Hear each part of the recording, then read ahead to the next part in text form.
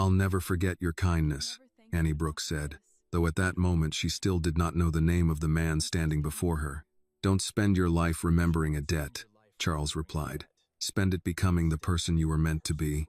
Annie stood a few feet away, staring at him beneath the harsh lights of the hospital hallway. She clutched Samuel's old wristwatch in one hand and the payment receipt in the other. Relief had softened the fear on her face, but confusion remained. "You're the one who paid my grandfather's entire hospital bill." Charles glanced toward Mrs. Keller, who quickly found a reason to study her computer screen. "I covered the remaining balance." "Why?" "Your grandfather needs continued care. And I heard Mrs. Keller has already given you 2 extensions. Is that right?" Annie swallowed. "Yes, sir." She returned to the billing counter and pushed 3 worn envelopes across its surface. "The first has my wages from the bakery. The second has what I earned cleaning rooms at the airport hotel. The last one is the money I saved for college books." She lowered her eyes. "That's everything I have.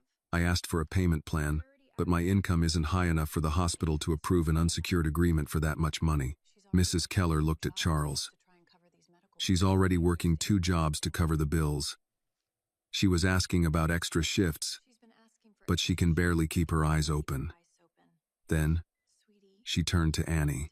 "You need sleep, young lady. I can sleep after my grandfather gets better." Charles said nothing for a moment. He studied Annie's flour-stained sleeves, the rainwater darkening her coat, and the old watch she held as though it were the most valuable object in the building. "Consider the money something you earned through your devotion to your grandfather," he said. Annie shook her head. "You don't even know who we are." "No, I don't." She looked down at the receipt. The balance that had threatened to separate Samuel from his cardiac team had been reduced to a single line. "Paid in full. It was $5,000, she said. "That's more than I earn in several months, and you gave it away without even knowing us." Her eyes lifted to his. "Why would you do that for someone you've never met?" Charles looked at the exhausted young woman before him. There was no calculation in her voice and no attempt to flatter him. She was simply trying to understand why a stranger had stepped into a burden she had believed belonged to her alone. "Because I don't like watching someone sacrifice her future over numbers printed on a piece of paper," he said. Annie went still. The confusion inside her slowly gave way to an emotion she could no longer hide. "But I can't accept something this large without giving anything back." Her voice trembled. "I can work for you. I can sign an agreement. I can repay a little every month. I already told you, this is not a loan." His tone was firm, but not unkind. Charles glanced again at the flower on her sleeve. "How long have you been working 2 jobs?" "Since my grandfather became sick." "And college?" "I postponed it, sir." "What were you planning to study?" "Law." "Why law?" Annie hesitated, then answered with the same honesty that had first drawn his attention. "Because poor families sign papers they don't understand every day. Then someone with more money tells them it was their fault for not reading carefully." Charles considered her words. He knew people who had attended the best law schools in the country and had never expressed the purpose of law so clearly. "I can still repay you," Annie said. "It may take years, but I will." Charles reached into his wallet and removed a business card. He stepped closer and placed it gently in her trembling palm. "Instead of thinking about repayment, go back to school. Study law the way you planned. One day, use what you learned to protect people who cannot protect themselves." Annie stared at the card. Charles Whitmore. She recognized the name at once. His company appeared in newspapers and business magazines. The Whitmore Foundation funded hospitals, community programs, and scholarships across California. She looked up at him again. Tears gathered in her eyes, but her voice was steady. "I'll never forget your kindness." Charles released a quiet breath. There was a stubborn strength in the 18-year-old that reminded him of the person he had once been, before success had filled his life with people who measured affection in shares, contracts, and inheritance. "All right," he said. "If you truly want to repay me, then stand on your own feet. Finish your education. Use your knowledge to defend people like your grandfather. That will be worth more to me than the money." Annie pressed the card between her fingers. Her pride no longer felt wounded. He had not asked her to become grateful, obedient, or indebted. He had given her a purpose larger than repayment. She drew a deep breath. "I promise." A rare smile crossed Charles's tired face. "Then we have an agreement." Annie nodded. Charles glanced toward the cardiac wing. Go on. Your grandfather is waiting for you. He turned toward the elevator. Annie remained beneath the hallway lights, watching him walk away. In one hand she held Samuel's worn watch, its scratched face still running 5 minutes slow. In the other, she held a business card bearing the name of the stranger who had restored the future she thought she had lost. The elevator doors opened. Charles stepped inside and turned once before they closed. Go back to school, Annie. I will, she answered. The door slid shut, leaving her alone in the hallway. For the first time since Samuel had been admitted, Annie allowed herself to believe that both of them might still have a future. Mrs. Keller looked toward the hallway where Charles Whitmore had just disappeared. You should consider yourself lucky, young lady, she said. To Mr. Whitmore, that amount of money probably means very little. Now go on. Mr. Samuel has been asking about you. Annie held the receipt against her chest. It may not be much to him, she replied. But it saved the person I love most. I will never forget that. She turned toward the cardiac wing. And you should get some rest, Mrs. Keller called after her. Annie looked back and nodded. Thank you, ma'am. By the time Annie returned to Samuel's room, Samuel's eyes opened when she stepped inside. You look like you've seen a ghost, he said. Annie pulled the chair closer to his bed. Not a ghost. Then someone worse? She tried to smile, but the effort broke halfway. A stranger paid the rest of your hospital bill. Samuel stared at her. What stranger? His name is Charles Whitmore. The name meant nothing to him at first. Then his brows lifted. The businessman? The billionaire. Samuel looked toward the door, as if Charles might still be standing outside. Why would a billionaire pay my bill? He heard me talking to Mrs. Keller. What exactly did he hear? Annie looked down at the old watch in her hand. Enough. Samuel closed his eyes for a moment. You told them about college. I had to explain why I didn't have more money. You didn't have to explain anything. They were asking about income and a cosigner, and you told them you postponed school because of me. Annie placed the watch on the table beside his bed. I postponed school because you had a heart attack. That is not the same thing. It feels the same from this bed. His voice was weak, but the guilt in it was not. Annie leaned closer. You sold your truck when Mom got sick. You worked overtime when I needed braces. You learned how to braid my hair from a woman at church because I cried when you tried the first time. Don't sit there and act like I'm sacrificing some grand life for a stranger. Samuel looked at her for several seconds. I never wanted you to pay me back. I know. Do you?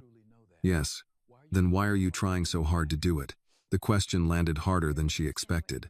Before she could answer, Nurse Reynolds entered with a paper cup and a wrapped sandwich. I'm bringing reinforcements, she said. Turkey, no mustard, and coffee that has offended everyone on this floor. Samuel glanced at Annie. She hasn't eaten. I know, Nurse Reynolds said. She told me coffee counts as dinner. It does when it's bad enough. It does not. The nurse placed the sandwich in Annie's hands. Eat before your grandfather tries to get out of bed and feed you himself. Samuel raised one finger. I've done worse. Annie peeled back the wrapper. Hunger came suddenly, sharp enough to make her hands shake. Nurse Reynolds checked Samuel's IV line. The payment authorization has been updated. Dr. Patel wants to keep you here for observation and adjust your medication tomorrow morning. Samuel nodded. So I'm staying. You're staying, and I owe a stranger $5,000. No, Annie said. He said it wasn't a loan. Samuel gave her a dry look. People with money say many things when they expect to be remembered. He didn't ask for anything. Not yet. Nurse Reynolds paused, then spoke carefully. Mr. Whitmore also refused to put his name on the donation. Samuel turned toward her. He could have asked the hospital to announce it, she continued. He didn't. He only asked that your care continue. Samuel's suspicion did not disappear, but it softened. Annie reached into her coat pocket and placed the business card beside his watch. Charles Whitmore, founder and chief executive officer, Whitmore Industries. Samuel picked it up with 2 fingers. He gave you this? He told me to call only when I was ready to help the next person. That sounds expensive. Annie almost laughed. You think everything sounds expensive. I drove a city bus for 32 years. Anything written on thick paper is expensive. Nurse Reynolds smiled and left them alone. Samuel studied the card again. What else did he say? He told me to go back to school. And what did you tell him? That I would. Samuel lowered the card. Did you mean it? Annie looked toward the monitor. I don't know how. The tuition deposit is due next month. Rent is behind. Your medication is going to cost more. I still have the bakery and the hotel. That was not my question. She met his eyes. Yes, she said. I meant it. Samuel rested his head against the pillow. Good, but you're still in the hospital, and you still have a future. Annie looked at the sandwich in her lap. You nearly died. So did your mother. I sold my truck, remember? That was different. No, it wasn't. Love makes people do foolish things and call them duty. You don't regret helping her. Not for 1 second. Then don't ask me to regret helping you. I'm not. Samuel's voice grew quieter. I'm asking you not to confuse love with disappearing. Annie said nothing. You can delay school, he said. You can take a different road. You can work harder than other people have to work. But don't stop because you think staying small is the price of loving me. She felt tears gathering and hated that he could always reach the part of her she kept hidden. I don't know whether I can afford it. Then we find out. We fill out forms. We talk to the financial aid office. We call every scholarship program in California if we have to. You need to recover. I can recover and complain at the same time. I've practiced both. Annie laughed despite herself. Samuel pointed toward the card. And you keep that. I don't want to owe him. You don't owe him obedience. You don't owe him your life. But he gave you time when we had run out of it. Annie ran her thumb over the raised letters of Charles's name. What am I supposed to do with that? Use it. To call him? No. Samuel shook his head. Use the time. If you empathize with Annie and believe her love and sacrifice for her grandfather deserve to be honored, please give this video a like. And tell us in the comments where you're watching from because someone living near you may be listening to Annie's story right alongside you. The next morning, Dr. Patel confirmed that Samuel's condition had stabilized. He would remain under observation for several more days, followed by weeks of cardiac rehabilitation. Annie listened closely, writing every instruction in a small notebook: medication times, dietary limits, warning signs, follow-up appointments. When the doctor left, Samuel pointed toward the notebook. You always write everything down, so I don't forget. Then write this down too. You are going back to college. Annie looked at him. That isn't a medical instruction. It is now. She wrote it at the bottom of the page. Return to school. That afternoon, while Samuel slept, Annie sat near the window and opened the introductory law textbook she had carried in her backpack for months. Charles's business card rested between the first 2 pages. Annie read until the words stopped blurring. 3 years later, Charles Whitmore's business card still rested between the first 2 pages of Annie's old law textbook. The edges had softened from being handled, and one corner had bent where she had once shoved the book into an overcrowded backpack before catching the morning bus. She no longer opened the card every day. She did not need to. By then, the words Charles had spoken in the hospital had become part of the way she made decisions. Use the time. Annie had done exactly that. She returned to school the following fall after securing a combination of grants, a merit scholarship, and a work-study position. The process had required more forms than she expected, several appeals, and 2 meetings with a financial aid officer who kept telling her the application was incomplete because Samuel's income records did not match the previous year. Samuel had sat beside her at the kitchen table while she organized tax papers into neat stacks. I drove a bus for 32 years, he said. I never knew retirement would involve this much paperwork. You complain every time I ask for one document. I'm retired. Complaining is one of the benefits. His recovery had been slow but steady. He took his medication with breakfast, attended cardiac rehabilitation twice a week, and stopped pretending fried food became healthy when eaten on Sundays. Annie still watched him too closely. If he paused while climbing the apartment stairs, she noticed. If he rubbed his chest after dinner, she asked 3 questions before he could finish the first answer. Samuel eventually returned to the East Oakland Community Center where he helped teenagers repair donated bicycles. You're supposed to be resting. Annie reminded him the first time she found him tightening a chain. I am resting. You're holding a wrench. A small wrench. He refused to live like a man waiting for his body to fail again. Watching him rebuild his routine taught Annie something she had not understood in the hospital. Caring for someone did not mean deciding what their life should look like. Her own life became a schedule written in different colors. Classes in blue ink, work shifts in black, Samuel's appointments in red. She studied political science, public policy, ethics, and accounting because a professor told her that good intentions meant little if she could not follow money through a set of records. She kept one shift a week at the bakery during her first year. The owner, Mrs. Alvarez, saved the day-old cinnamon rolls for Samuel and pretended not to notice when Annie studied behind the counter during slow hours. By her second year, Annie was volunteering at a legal aid clinic near downtown Oakland. Most of the work was ordinary: scanning documents, scheduling appointments, explaining which forms clients needed to bring. Yet those small tasks placed her beside people who had already been told no too many times. One afternoon, an elderly veteran named Mr. Lawson arrived with a letter denying part of his benefits. He had folded it into quarters and carried it in the breast pocket of his jacket for 3 weeks. "They say I missed a deadline," he told Annie. "But I mailed what they asked for." Annie read the letter twice. The deadline had not been missed. The agency had recorded the wrong date. She brought it to the supervising attorney, who filed an appeal. 2 months later, Mr. Lawson returned with a paper bag of oranges from his backyard. "For the young lady who actually read the letter," he said.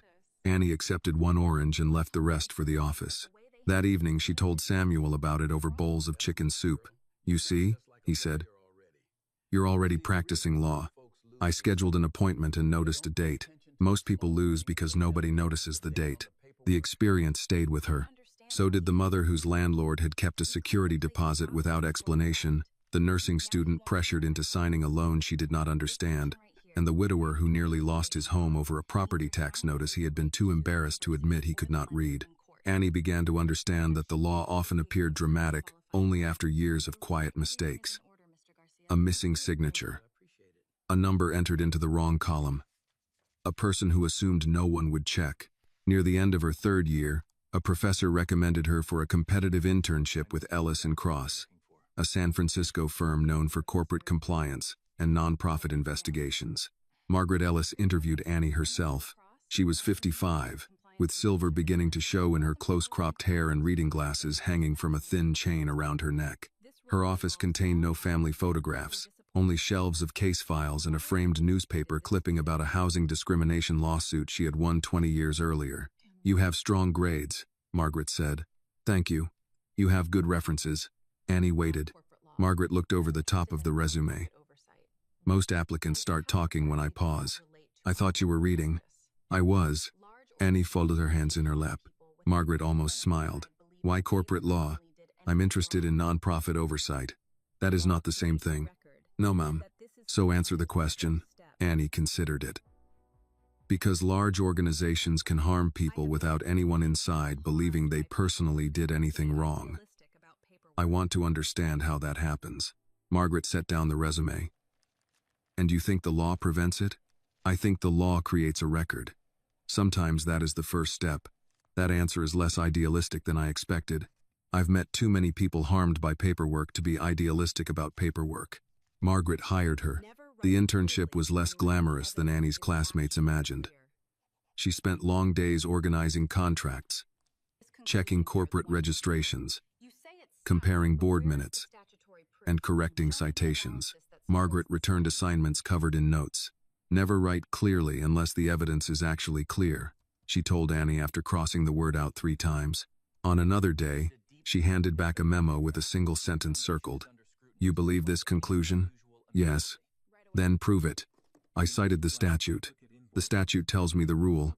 It does not tell me these facts satisfy it." Annie rewrote the memo. Margaret did not praise her often, but she gave Annie increasingly difficult work. That was praise enough. One Monday morning, a senior associate placed 2 banker's boxes beside Annie's desk. "Vendor review," he said. "A client wants us to examine contracts connected to a charitable foundation. Start with Bright Path Consulting. Flag duplicate invoices, unusual payment terms, and anything that doesn't match the stated services." Annie opened the first box. The Whitmore Foundation name appeared across the top of the first contract. For a moment, she heard the hospital monitor again. She saw Samuel's watch in one hand and Charles's card in the other. She did not touch the card in her wallet. She read the contract. Bright Path Consulting had received payments for scholarship workshops in Sacramento, Fresno, and San Jose. Yet the invoices listed no venue addresses. Several carried identical descriptions and different dates. 2 used the same invoice number. Annie checked the company registration. Brightpath's business address was a private mailbox. She opened a spreadsheet listing scholarship recipients. 3 names appeared twice with different birth dates. Another name belonged to no enrolled student she could locate. Annie kept reading. By late afternoon, she had marked 17 irregularities. Then she found Charles Whitmore's electronic signature approving a transfer made on a date when a public news report placed him at a conference in London. She took the file to Margaret. "I'm not saying this proves fraud," Annie said, "but the records don't align." Margaret examined the pages without reacting. "What do you think it proves?" "That someone expected nobody to compare the dates." Margaret looked at her for a long moment, then pointed toward the chair. "Sit down. We're going through every document again." Before Annie could respond, the television mounted near the reception desk switched to breaking business news. A photograph of Charles Whitmore filled the screen. The anchor announced that Whitmore Industries was facing a federal financial inquiry, a sudden collapse in share value, and possible insolvency. Annie looked from the television to the signature in front of her. For 3 years, the business card in her wallet had reminded her of a man who had once noticed what others ignored. Now the document suggested someone had been counting on him, not noticing at all. The television continued speaking, but Annie no longer heard the anchor. Her attention remained on Charles Whitmore's electronic signature and the date beside it. Margaret muted the screen. "Start with what we know," she said. Annie placed the documents in order. Brightpath Consulting billed the foundation for scholarship workshops in 3 cities. The invoices do not list venues, instructors, or attendance records. 2 invoices share the same number, and several scholarship recipients appear more than once. What else? The company's registered address is a private mailbox. Mr. Whitmore's signature approved 1 transfer while he was in London. Margaret adjusted her glasses. A signature can be authorized remotely. Yes. So that fact alone proves nothing. I know. Margaret tapped the paper. Good. Never fall in love with your first theory. It will make you ignore anything that threatens it. Annie nodded. The senior associate who had delivered the boxes returned from the reception area. His name was Paul Mercer, and he had spent most of the morning treating the vendor review as routine work. "You saw the news?" he asked. Margaret unmuted the television. A reporter stood outside Whitmore Industries headquarters in Palo Alto. Employees moved through the glass doors behind her while a line of news vans filled the curb. Sources close to the board say emergency discussions are underway following allegations that funds from the Whitmore Foundation were diverted to conceal losses inside the parent company, the reporter said. Charles Whitmore has not made a public appearance since the inquiry was announced. The broadcast cut to Richard Whitmore standing before a bank of microphones. Annie recognized the family resemblance immediately. Richard had Charles's height and gray eyes, but his expression had been arranged for the cameras. "This is a painful day for our family," he said. "Our name has always stood for responsibility. If mistakes were made, we will correct them. If trust was violated, no individual, regardless of his position, can be placed above the institution." He never directly accused Charles. He did not have to. Paul folded his arms. "That sounds like the board is preparing to remove him, or someone wants the public to think they are," Annie said. Paul glanced at her. "We are reviewing vendor contracts, not solving a television mystery." Margaret looked at him. "At the moment, we are determining whether the records support the services billed, nothing more." She turned to Annie. "Continue the review. Do not contact anyone at the foundation. Do not remove documents. Do not discuss your connection to Mr. Whitmore with anyone outside this room." Paul frowned. "Connection?" Annie answered before Margaret could. "He helped my family 3 years ago." "What kind of help?" "A hospital bill." Paul looked from Annie to the screen. "That creates a problem." "It creates a disclosure," Margaret corrected. "Whether it becomes a conflict depends on the scope of our work." Annie felt heat rise into her face. "I can step away." "You may have to," Margaret said, "but not because Mr. Mercer looks uncomfortable." Paul picked up a folder and left without replying. For the next 2 hours, Annie worked through the scholarship database. She searched public enrollment records, university directories, archived foundation announcements, and social media pages where recipients had once thanked Whitmore Foundation. The newer spreadsheet listed 312 awards. Only 19 recipients had public evidence of receiving one. Annie printed an earlier version of the list from an archived board packet. This version contained different names, real students with schools, majors, hometowns, and signed acceptance forms. She placed the lists side by side. The scholarship amounts matched. The names did not. Someone had removed actual students and replaced them with fabricated recipients while leaving the total disbursement unchanged. Annie opened the first real file. Maria Alvarez, age 19, Fresno, nursing student, mother undergoing chemotherapy. The next belonged to Devin Cole, a single father studying electrical engineering in Sacramento.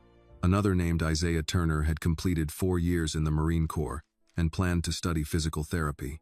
Annie kept going. Near the bottom was Nia Franklin, 18, Richmond, California.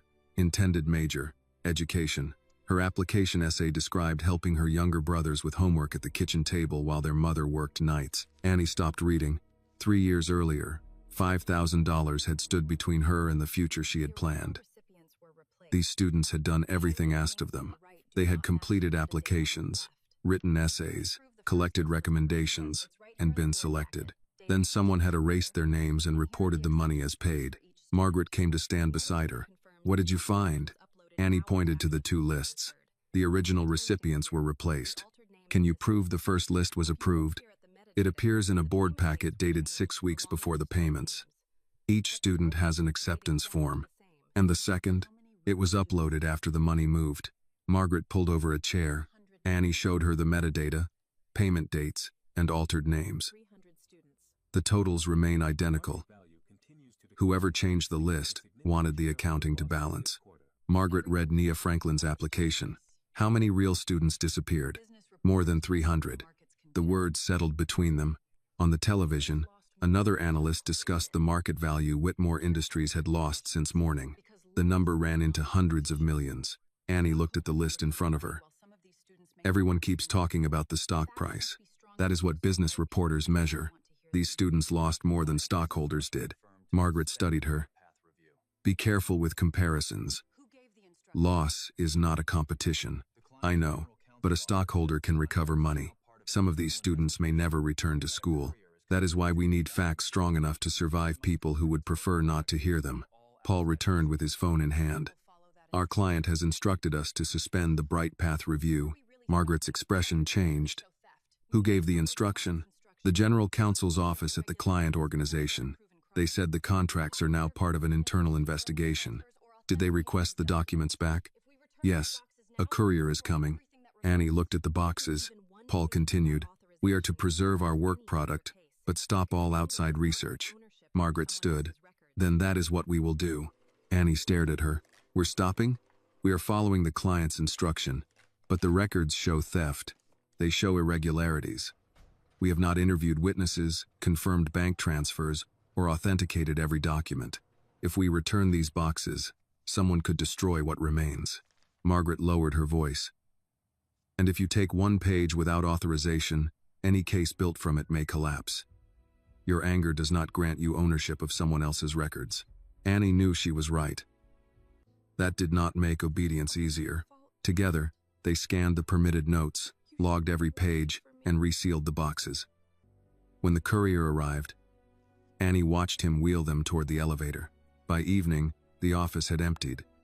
She sat alone at her desk, reading the list of students one more time from the copy authorized for the firm's file. Her phone displayed a news alert.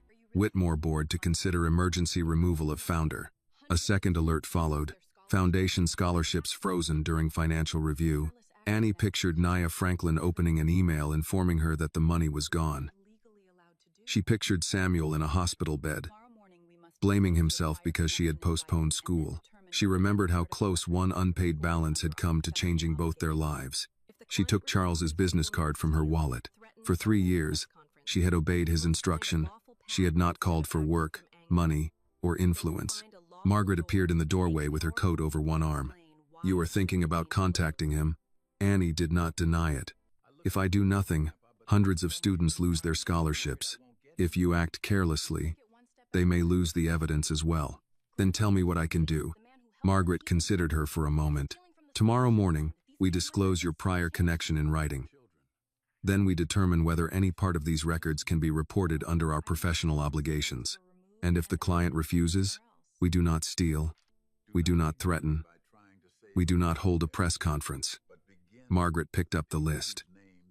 We find a lawful door and make them explain why it should remain closed. Annie returned the card to her wallet. That night, she brought a copy of the public scholarship list home.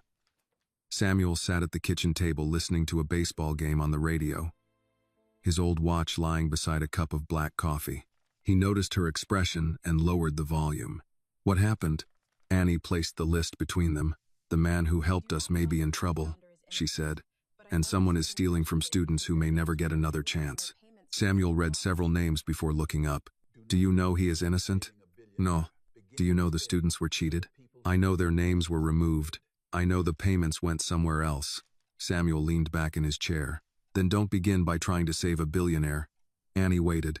Begin with the people whose names disappeared. She looked down at the list again.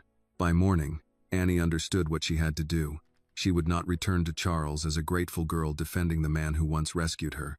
She would return as someone carrying questions that powerful people had worked hard to bury. The next morning, Annie and Margaret left San Francisco before traffic thickened across the Bay Bridge. Margaret drove, one hand resting on the wheel, while Annie reviewed the disclosure letter in her lap. You understand what this does? Margaret asked. It tells Whitmore Industries that Mr. Whitmore helped my family 3 years ago, and that I may have a personal reason to care about the outcome. Margaret glanced at her.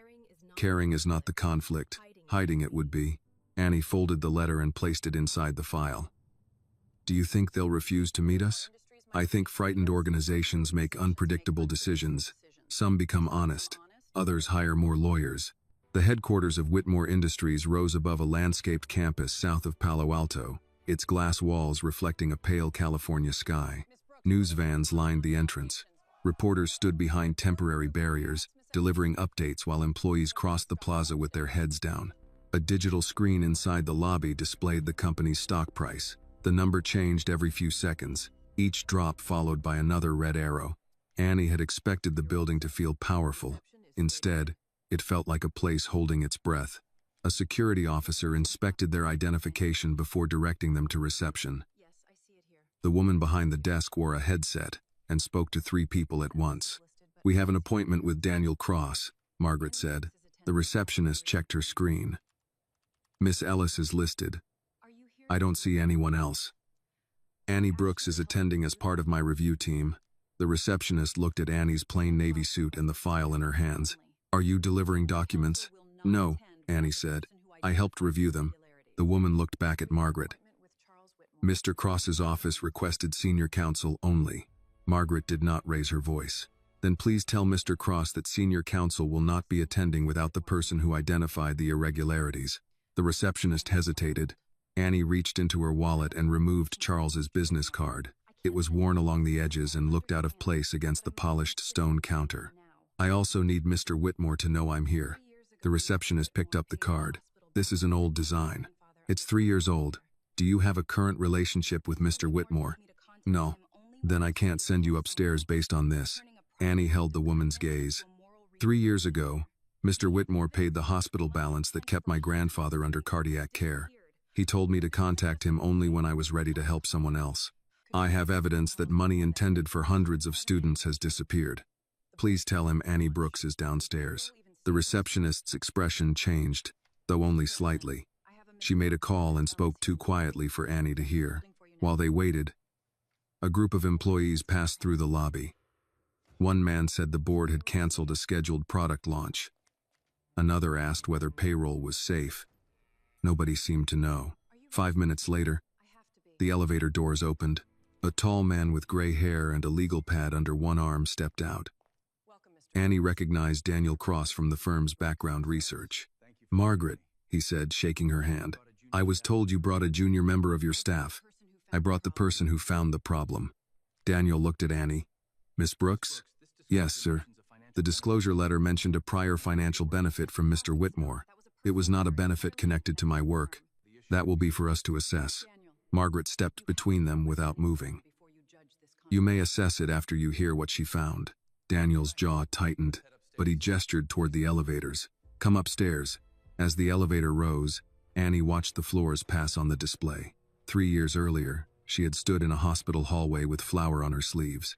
Now she carried documents that might determine whether the man who had helped her kept control of his company. The doors opened onto an executive floor, crowded with assistants and attorneys. Phones rang behind glass walls. Boxes of records sat outside conference rooms. Daniel led them into a smaller meeting room. Charles Whitmore stood near the window with his back to the door. He appeared older than Annie remembered. His shoulders were still straight, but exhaustion showed in the lines around his eyes. A television behind him displayed silent footage of Richard speaking to reporters. Charles turned. His eyes moved from Margaret to Annie without recognition. Daniel said there may be evidence involving the foundation. There is, Margaret replied. But Miss Brooks should explain how we found it. Annie placed the old business card on the table. Charles looked down at it. Street Matthew Medical Center, she said. My grandfather, Samuel Brooks. Recognition came slowly, then all at once. The young woman working 2 jobs. Yes, sir. How is your grandfather? He still drinks coffee his cardiologist would object to, but he's alive. For the first time, Charles's expression softened. And school? I went back. You studied law? I'm completing my undergraduate program and working as a legal intern. Charles looked at the files in her hands. Then you kept your promise. I'm still working on it. Daniel pulled out a chair. We should focus on the documents. They sat. Annie explained Bright Path Consulting, the duplicate invoices, the private mailbox, and the conflicting scholarship lists. She placed the original recipients beside the altered records. These students were approved, she said. Their acceptance forms are in the earlier board packet. 6 weeks later, their names disappeared, but the payment totals stayed the same. Charles turned the pages. Who authorized the changes? We don't know yet, Annie replied, but someone used your electronic signature while you were attending a conference in London. I authorized transactions remotely. Then we need the access records, the device history, and the delegation file. Daniel studied the signature. Those records are held by Foundation Administration. Vivian's office, Charles said. The conference room door opened before anyone could respond.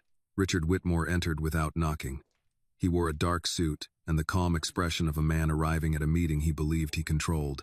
Charles, the board is waiting for. He stopped when he saw Annie. Who is this? Annie Brooks, Charles said. She identified irregularities in the scholarship accounts. Richard smiled at her. The girl from the hospital. Annie's back stiffened. I'm part of the legal review team. Of course. His tone remained pleasant. It's admirable when someone who benefited from Charles's generosity finds a way to return the favor. I'm not here to return a favor. No? Annie turned the list of names toward him. I'm here because more than 300 students were promised scholarships. The money was reported as paid, but they never received it. Richard barely glanced at the page. Foundations make administrative corrections every year.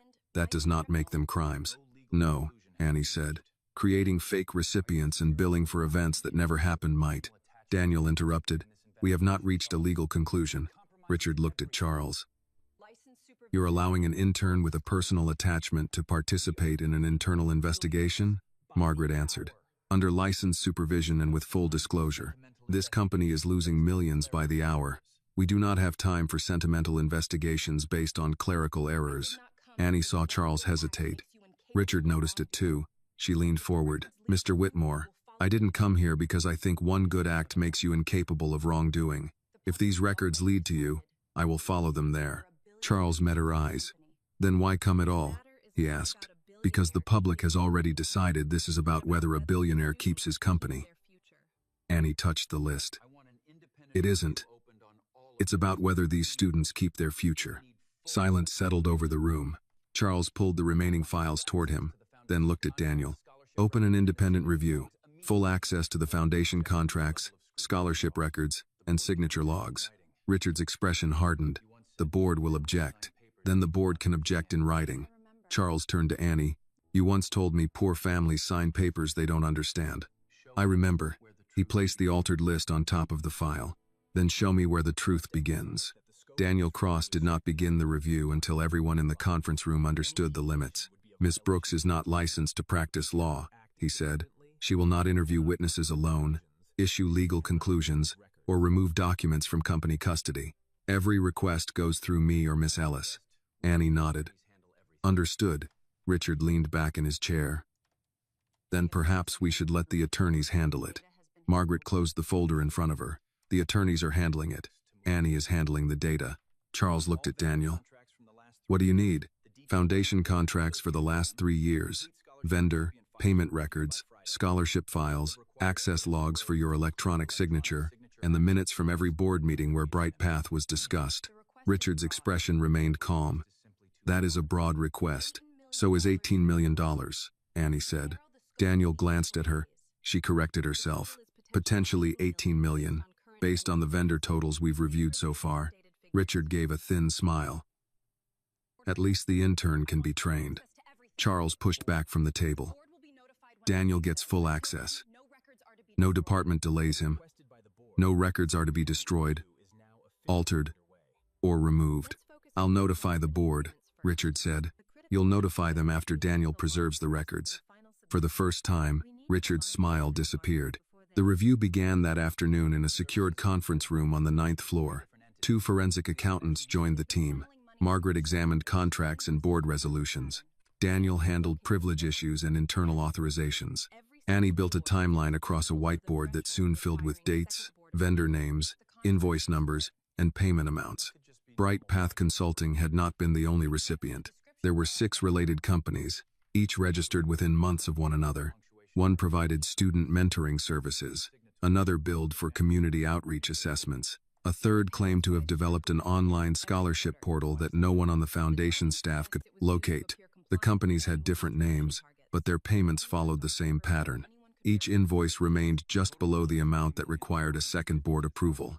They split the contracts, Annie said. One of the accountants, Leonard Park, looked up from his laptop. It could be normal project separation, except the descriptions are identical. Leonard compared the documents. Same wording, same punctuation error. Margaret leaned over his shoulder. And different approvers? Vivian Whitmore signed most of them. Daniel made a note. That establishes oversight, not intent. Annie studied the dates. The payments increase near the end of every quarter. Leonard checked the ledger. She's right. Why would that matter? Charles asked. To make the foundation appear as if it was meeting its annual distribution targets, Annie said. The money leaves on paper before anyone has time to verify the services. Charles looked at the total on the screen. $18.4 million, Leonard said. Over 32 months. No one spoke for several seconds. Charles had spent his career discussing larger amounts without visible emotion. This number affected him differently. How many scholarships would that have funded? He asked. Annie had already calculated it. Depending on the award size, between 700 and 900 students. Charles lowered his gaze. Richard had left the meeting. But Vivian Whitmore arrived before dinner with 2 assistants and a folder of prepared statements. She was in her early 60s, dressed in cream-colored wool despite the warm day. I understand my department is being treated like a crime scene, she said. Daniel stood. We are conducting an independent review, authorized by the founder. Vivian looked at Annie. And she is independent? My connection has been disclosed, Annie said. I'm aware of your story. Charles helped your family. He helped my grandfather receive medical care. And now you've come to protect him. I came because scholarship funds are missing. Vivian placed her folder on the table. Nothing is missing. Nonprofit accounting is more complex than a college spreadsheet. Annie resisted the urge to respond immediately. Margaret had warned her that silence could be more useful than indignation. Daniel opened one of the contracts. Can you identify the venue used for this Sacramento workshop? Vivian glanced at the page. I don't manage event logistics. Who does? My program directors. We've spoken with both. Neither remembers the event. Then speak with someone more competent. Leonard slid another invoice forward. Bright Path billed for 200 attendees. Then 200 people attended. There are no registrations, catering receipts, rental agreements, or travel reimbursements. Vivian's voice cooled. Are you accusing me of fraud? No, Daniel said. We're asking you to explain the records. Vivian turned to Charles. You are allowing strangers to humiliate me in your own building. Charles had remained near the window. They asked for a location, Vivian. You know what the foundation has accomplished. I know what we reported. Her face tightened. After everything I've done for this family, you're taking the word of a 21-year-old intern over mine? Annie saw Charles flinch at the word family. He looked toward her as if expecting support. She gave him none. That was not why she was there. Answer the question, Charles said. Vivian gathered her papers. I will respond through counsel. She walked out with both assistants following. The room remained quiet after the door closed. Charles looked at Annie. You believe she stole the money? I believe she approved payments that cannot yet be supported. That isn't what I asked. No, sir. Charles turned from the window. You came here because of what I did for you. You know almost nothing about my family. Annie felt Margaret watching her, but she did not look away. I know someone used your foundation to erase hundreds of students. You don't know what Vivian has done for this company, and you don't know what she did with $18 million. Charles's expression hardened. Be careful. Annie lowered her voice. A person can share your blood and still betray everything you believe in. You're speaking from very little experience. I'm speaking from the records. The tension held until Daniel stepped between them. We need the electronic signature logs. Charles looked away first. That evening, the review team relocated to Charles's home in Hillsborough, where the company's legal department had secured a private workspace away from reporters. Eleanor Price, the longtime house manager, brought coffee and sandwiches into the library. She placed a cup near Annie. You take it black? With a little milk, please. Eleanor poured it without comment, then glanced toward Charles, who stood alone near the fireplace. He has spent most of his life hoping generosity could turn relatives into family, she said quietly. Annie looked at her. Eleanor adjusted the tray. Some people only learn the difference after the money is gone. Before Annie could ask what she meant, Daniel called from across the room. We have the signature logs. The team gathered around his laptop. Charles's electronic approval had been used 17 times during the period under review. 6 transactions occurred while he was traveling. One had been authorized at 3:14 a.m., California time, while Charles was delivering a keynote address in London. Daniel opened the device record. The signature came from your backup laptop. Charles frowned. That laptop stays in my home office. Eleanor stopped beside the doorway. Not always, she said. Everyone turned toward her. She looked at Charles. Mr. Richard carried it out of your study one night last winter. You were in Europe. Charles stared at her. Why didn't you tell me? You had told the staff he was permitted to use the study. Did he say why he needed the laptop? No, sir. Eleanor's hands tightened around the tray. But he was not alone. Charles stepped away from the fireplace. Who was with him? Eleanor set the tray down before answering. A woman from the foundation and a man I didn't recognize. I saw them from the upstairs landing. Mr. Richard told me they were reviewing donor records. Was the woman Vivian? No, sir. She was younger. Daniel opened a blank page on his legal pad. Can you describe either of them? The man was in his 40s, perhaps. Dark hair, blue tie, silver briefcase. The woman wore a foundation badge, but I couldn't read her name. When did this happen? Margaret asked. Last December, the Tuesday before Mr. Whitmore returned from London. Annie looked toward the electronic signature log. The largest transfer to Bright Path had been authorized that same week. Do you keep a record of visitors? She asked. Eleanor's eyes moved to Charles before returning to Annie. The security system does. Daniel shook his head. The digital visitor records for that period are missing. I keep my own book. Charles frowned. Since when? Since your father was alive. She spoke without apology. Computers fail. People change passwords. Paper remains where you leave it. Where is it? Daniel asked. In the service office. Charles looked at the clock. It was nearly 9. Bring it in the morning. Eleanor studied him. Yes, sir. Annie noticed the disappointment in her face. She had offered something important, and Charles had postponed it as though they were discussing another report. Margaret noticed too. We should stop for the evening, she said. Everyone is tired, and tired people make careless conclusions. Charles looked at the files covering his library table. We don't have the luxury of rest. No, Margaret replied. We have the necessity of accuracy. Before Charles could argue, Eleanor said, Mr. Brooks and Miss Annie have not eaten. Annie glanced toward the sandwiches. I'm fine. Eleanor gave her the same look Nurse Reynolds had used 3 years earlier. That answer is not improved by repetition. Samuel had been waiting in the small sitting room near the kitchen. Annie had asked him to stay with her while the review continued because she did not want him alone in Oakland after the first reports appeared.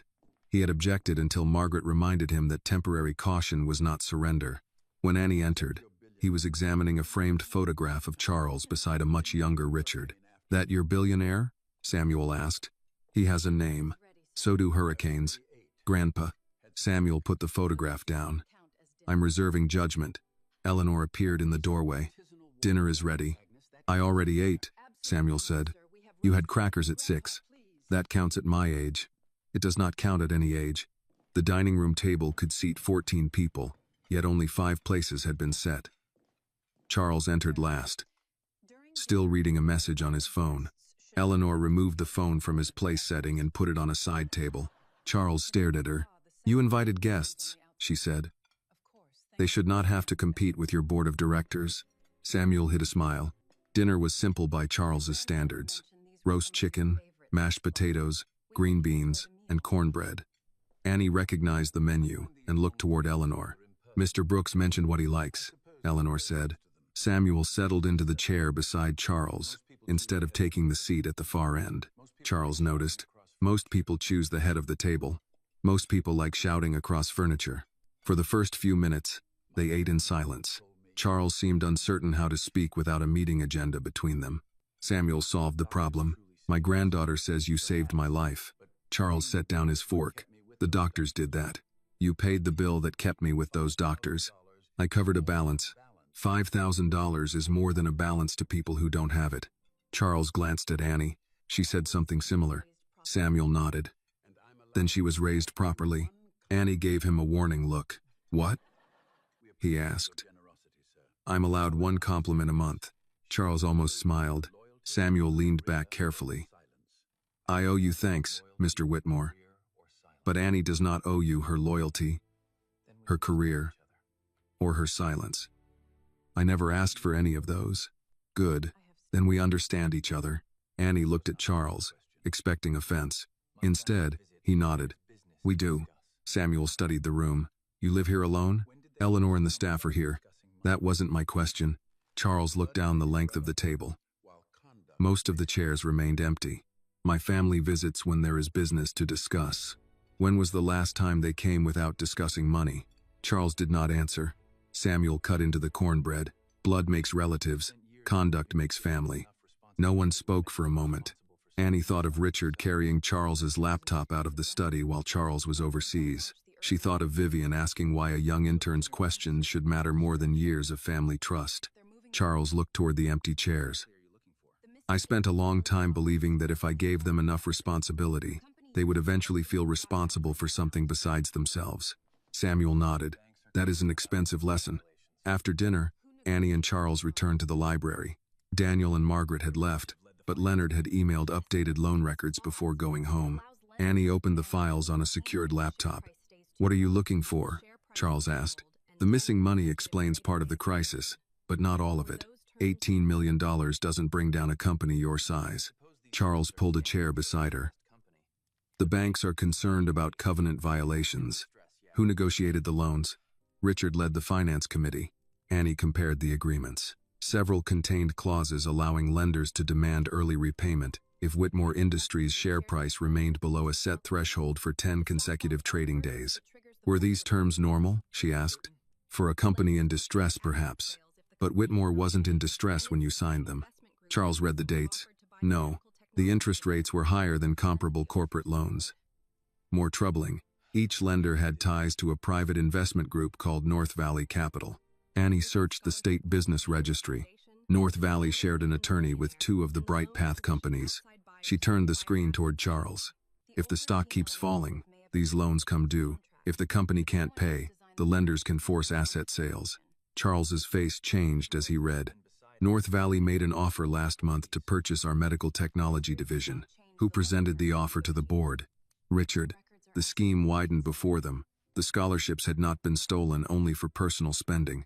The missing funds weakened the foundation, the scandal weakened Charles, and the loans placed the company where outside buyers could acquire its assets cheaply. Annie said, "Vivian may have approved the false contracts, but someone designed this beyond the foundation." Charles stared at the loan documents. "Richard has been beside me since the company had 12 employees. That doesn't change the terms he negotiated. You think he planned all of this? I think the records are asking us to consider it. Charles stood and walked to the window. Beyond the glass, the lights of the Bay Area stretched across the darkness. My father used to say Richard wanted the reward before he understood the work. Did you believe him? I thought he was trying to turn us against each other. And now? Charles did not answer. Eleanor appeared at the library door holding a worn leather ledger. You said tomorrow morning, she told him, but I decided the truth should not be asked to wait for breakfast. She placed the visitor book beside Annie's laptop and opened it to the week Charles had been in London. 3 names appeared beneath Richard's signature. One belonged to an executive at North Valley Capital. Another belonged to a Bright Path director. The third belonged to Vivian Whitmore. Charles read the page twice. Then Eleanor pointed to a note in the margin. Mr. Richard asked security to disable the hallway camera for a private family meeting. Annie looked at Charles. The betrayal no longer appeared as a theory on a whiteboard. It had entered his home, used his office, and carried his name through the front door. Charles kept his eyes on the visitor ledger.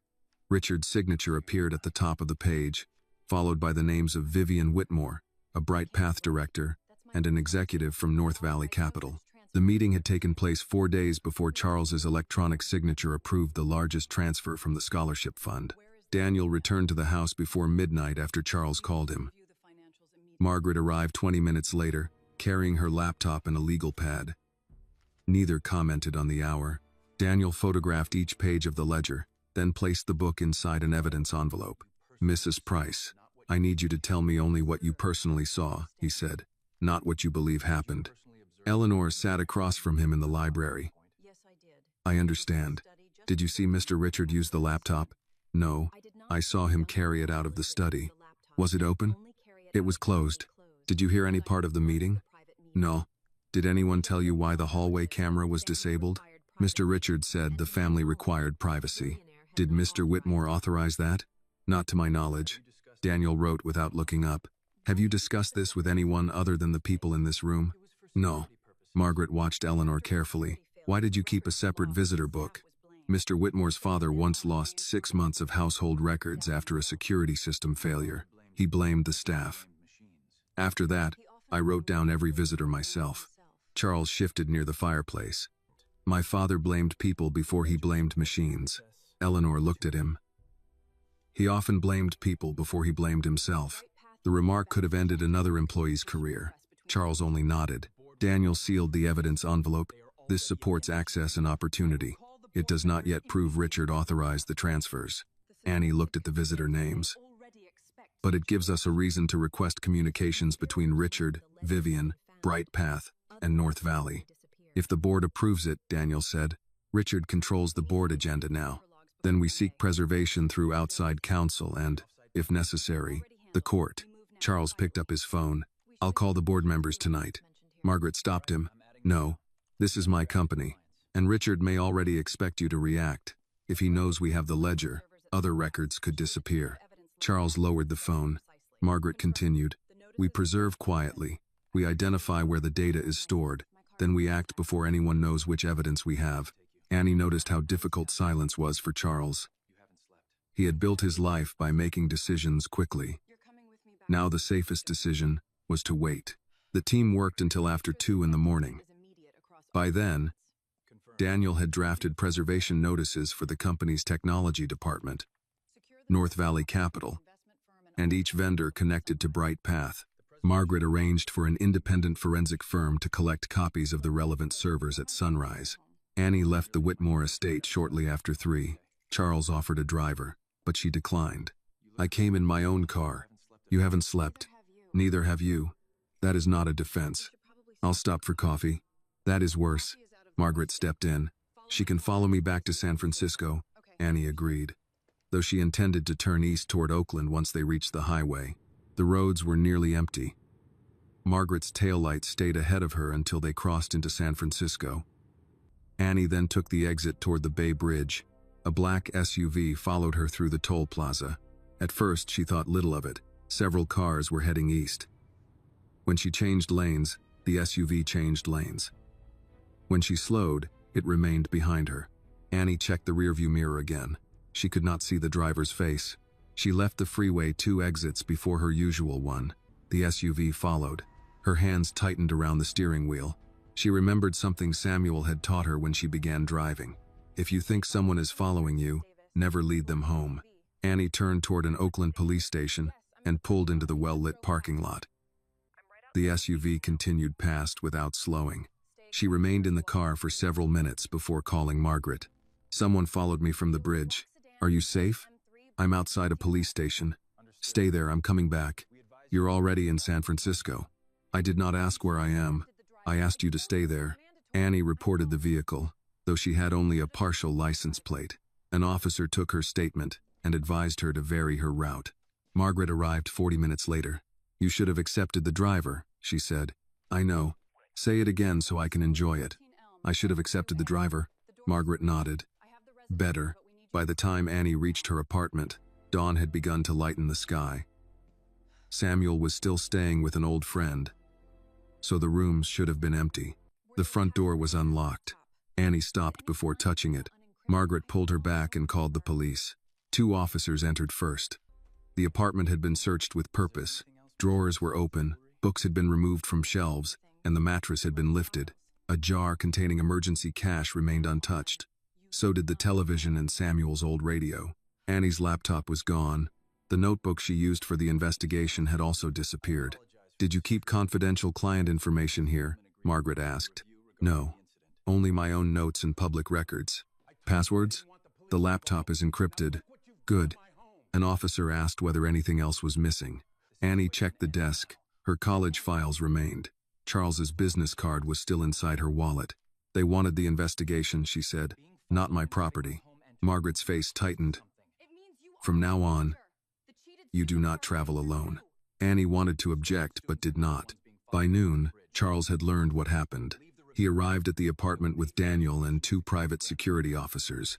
Samuel returned soon afterward, angry that no one had told him before he saw the police car outside. Charles stood in the small living room, looking at the open drawers.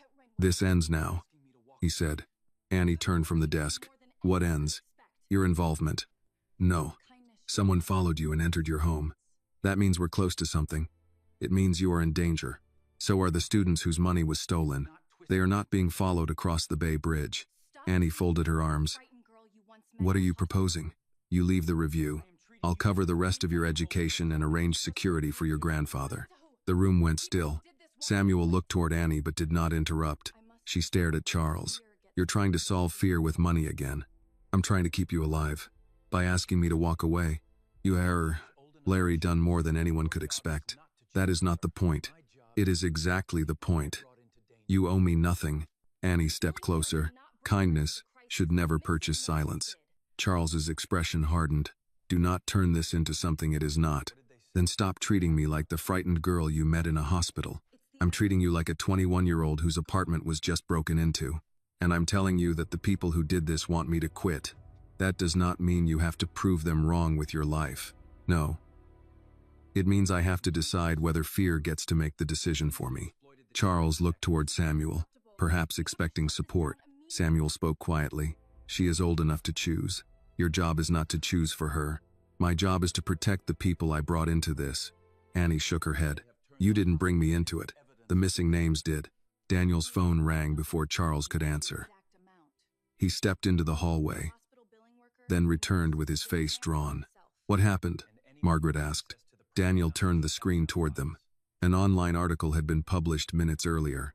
The headline identified Annie as a former recipient of Charles Whitmore's personal financial assistance and suggested she had used the connection to gain access to the company's internal investigation. The article included the name of Street Matthew Medical Center, the amount Charles had paid, and a photograph of Annie entering the Whitmore estate. Samuel read the headline twice. They turned the hospital into evidence against her, he said. Margaret took the phone. Only a small number of people knew the amount. Mrs. Keller, Annie said.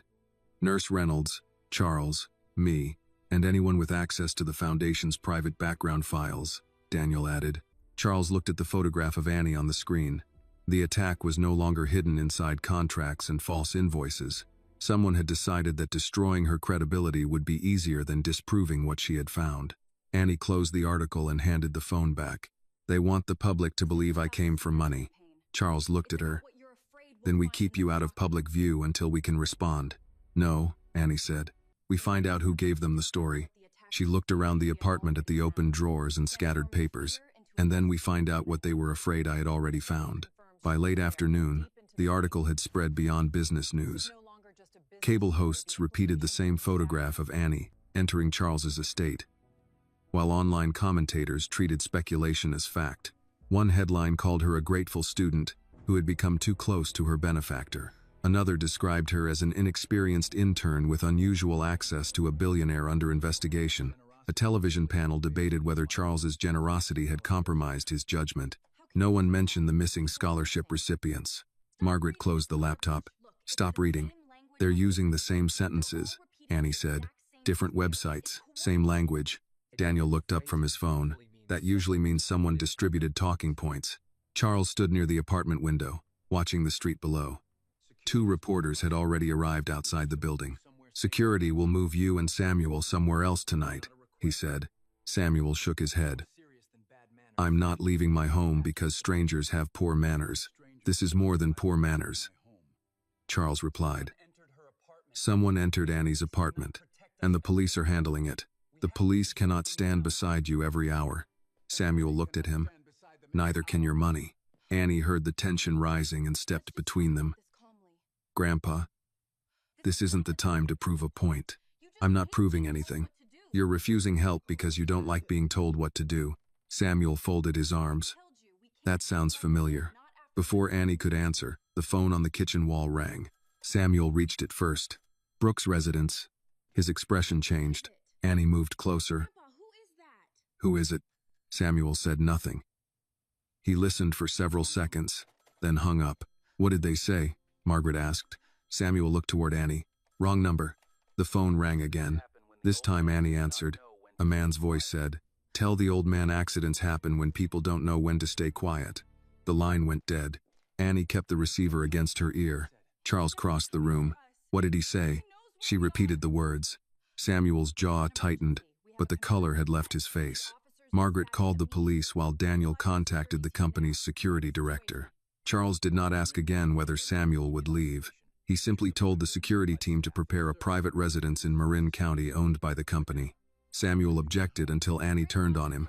If you stay here, I stay too. You have work to do. Then come with us. This is my home, and you're the person they threatened because of me. Samuel looked at her for a long moment. Not because of you. Because of what they did. That doesn't change the danger. No, but it changes where the blame belongs.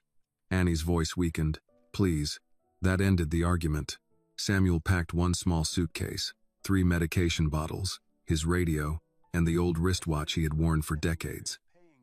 Before leaving, he stood in the doorway and looked back at the apartment. I spent 27 years paying for this place, he said.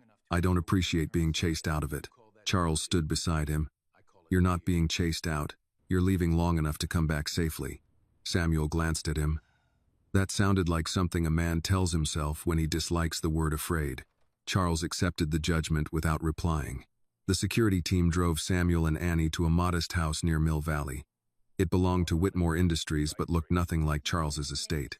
The kitchen had oak cabinets, a refrigerator covered with old maintenance stickers, and a narrow porch facing a wooded hillside. Samuel switched on his radio and found a baseball game. You settle quickly, Annie said. I'm old. We learned to carry home in smaller pieces. She sat across from him at the kitchen table. Her phone continued vibrating with messages from reporters, classmates, and numbers she did not recognize. One message contained a photograph of Samuel leaving the apartment. Another said Annie had manipulated Charles from the beginning. She turned the phone face down. I should stop, she said. Samuel lowered the radio. If I step away, maybe they leave you alone, and maybe they steal the rest of the money. The lawyers can continue without me. They can. Annie waited for him to tell her she was necessary. He did not. That's all you're going to say? Samuel took off his watch and placed it on the table between them. You want me to tell you nobody else can do this? That would make the decision easier. She looked down. But Margaret is a better lawyer than you, he continued. Daniel knows the company. Charles has power you don't have. They can continue. Then I should leave. Maybe. Annie looked at him, frustrated. You told me not to let fear decide. I told you not to confuse love with disappearing. Staying in a fight for the wrong reason is another way to disappear. She touched the watch. What is the right reason? You tell me. Annie thought about Charles in the hospital hallway. She thought about Nia Franklin, Isaiah Turner, and the hundreds of names removed from the scholarship list. At first, I wanted to help him because he helped us. Samuel nodded. Now I want to know where the money went. Why? Because those students earned those scholarships. Someone decided they would be easier to erase than wealthy people. Samuel pushed the watch toward her. Then don't stay for Charles. Stay for the names. She picked it up. The second hand moved across the scratched face, still 5 minutes behind the clock on the wall. Truth may arrive late, Samuel said, but don't let it stop. The following morning, Annie returned to the secured review room with 2 guards stationed outside. Margaret had already prepared a list of media claims and compared them with information known only to the Foundation. The exact hospital amount came from a private background memorandum, she said. Vivian's office requested it after you joined the review. Daniel placed a printed access report on the table. Her communications director downloaded the file 2 hours before the article appeared. Charles looked at the record. Suspend the director's access. Already done, Daniel said. Annie opened the Foundation archive. If Vivian leaked the story, she expected us to focus on defending me. Margaret nodded. So we do the opposite. They returned to the contracts. Annie searched the deleted files recovered by the forensic team. Most were incomplete drafts and calendar notices. One audio file had no title, only a date matching a meeting held 3 months earlier. She played it. At first, there was only the scrape of chairs and distant conversation. Then Vivian's voice became clear. The approved student list is creating delays, she said. Replace it with the administrative roster. A man asked, what happens to the original recipients? They receive postponement notices. They were already promised funding. Vivian's reply came without hesitation. Promises are not payments. Remove the names before the quarterly report is finalized. The room fell silent. Annie replayed the final sentence. Charles sat down slowly. Daniel reached for the keyboard. We need the full recording authenticated. Margaret looked at Annie. This can support suspension and expand the investigation. It does not yet connect Richard. No, Annie said. But Vivian just admitted the students were removed deliberately. Charles stared at the list beside the computer. For the first time, the missing names were no longer an accounting irregularity. They were a decision. The recording was authenticated before noon. Daniel had the forensic team confirm the file's creation date, recover its metadata, and compare Vivian's voice with public interviews and internal meeting recordings. By 3 o'clock, he was willing to put his name beneath the conclusion. The audio has not been edited, he said. The device that recorded it belonged to the Foundation's conference system. The original file was deleted from the active server but remained in an automatic backup.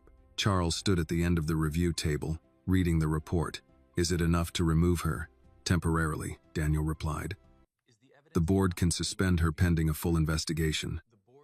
It is not enough by itself to prove she received the money. Margaret closed the folder. It proves the scholarship list was deliberately altered. That gives us grounds to preserve her records and stop further transfers. Annie looked at the names spread across the table. How soon can the board meet? Charles checked his watch. They're already being called. The emergency meeting began at 5 in the executive boardroom. Outside the glass walls, the sun was lowering over the Santa Cruz Mountains, but no one in the room paid attention to the view. 12 directors sat around the long table. Legal counsel occupied one side, while 2 forensic accountants waited near a screen displaying the payment timeline. Vivian arrived last. She wore a gray suit and carried no notes. Richard entered beside her, his face arranged into concern. He took his seat near Charles and placed one hand briefly on his brother's shoulder. We will get through this, he said. Charles looked at the hand until Richard removed it. Daniel opened the meeting by explaining that the review remained preliminary. Margaret then described how BrightPath and 5 related vendors had received more than $18 million through contracts that lacked supporting records. Vivian listened without interrupting. When the recording played, the room changed. Her own voice filled the speakers. The approved student list is creating delays. Replace it with the administrative roster. Then came the question about the original recipients. Vivian's answer followed. Promises are not payments. Remove the names before the quarterly report is finalized. When the audio ended, no one spoke. Charles looked directly at her. Did you say those words? Vivian folded her hands. The recording lacks context. What context makes removing 300 approved students acceptable? There were compliance concerns. Which concerns? Some files were incomplete. Annie glanced at Margaret, who gave a small nod. Under supervision, Annie placed the original scholarship list on the screen. Every student shown here had a completed application, an acceptance form, proof of enrollment, and a signed award notice, she said. The replacement list was uploaded after the funds were transferred. Most of the substitute recipients have no enrollment records. One board member leaned forward. Who created the replacement list? The file was uploaded through the executive office of the foundation, Annie said. Vivian's eyes narrowed. A department with more than 40 employees. The access credentials belong to your administrative account, which several people used. Daniel intervened. That will be examined separately. Richard turned toward Vivian with an expression of practiced disappointment. Why didn't you bring these compliance concerns to the board? I did. When? In program reviews. I attended those reviews, Richard said. You never disclosed that approved recipients had been removed. Vivian stared at him. Annie saw the moment she understood what he was doing. Richard was not defending her. He was separating himself from her before the board could connect them. Vivian's voice sharpened. You were aware of every restructuring decision. I was aware that you were modernizing administration. I was not aware you were replacing real students with false records. That is a lie. Richard lowered his eyes as though the accusation saddened him. This meeting is being recorded, Vivian. Charles watched them both. Enough. Daniel, what action do you recommend? Immediate suspension of Miss Whitmore's authority, preservation of all foundation accounts, and referral of the evidence to outside investigators. A director near the far end of the table raised her hand. What happens to current scholarship payments? They remain frozen until we verify the recipients, Daniel said. Annie spoke before she could stop herself. Some students have tuition deadlines this week. Several directors looked at her. Margaret touched Annie's arm, reminding her of the room's rules. Charles said, establish an emergency verification team. Legitimate awards should not be delayed because we failed to supervise the foundation. Richard nodded quickly. I support that. The motion to suspend Vivian passed 10 votes to 2. Vivian did not look at Charles as she stood.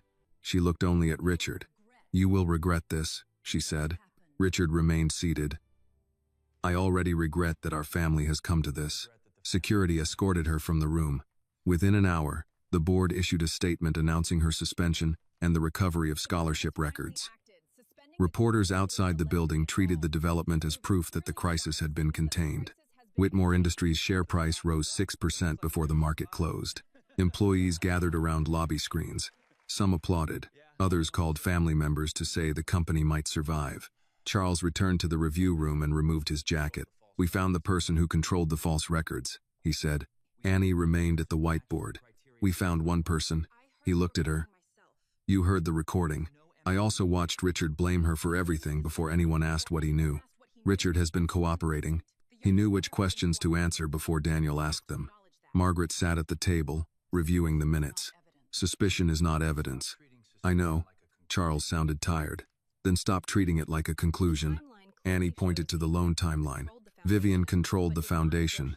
She did not negotiate these loans. She did not introduce North Valley to the board. She did not benefit from forcing the company into an asset sale. You don't know what she benefited from. Neither do you. That's why stopping with her is dangerous. Charles's patience broke. For 3 days, you have questioned my judgment, my family, and every decision I made regarding this foundation. Vivian has now been removed. The student records are being restored.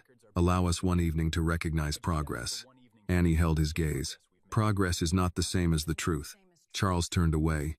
Richard entered carrying 2 glasses and a bottle of sparkling water. I thought we could use something stronger, he said. But Daniel would probably object. No one laughed. Richard poured a glass for Charles.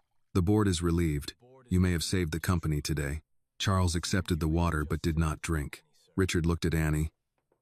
And you helped expose a serious failure. I owe you an apology. For what? For questioning whether your personal history affected your work. Annie studied him. It does affect my work. Richard appeared surprised.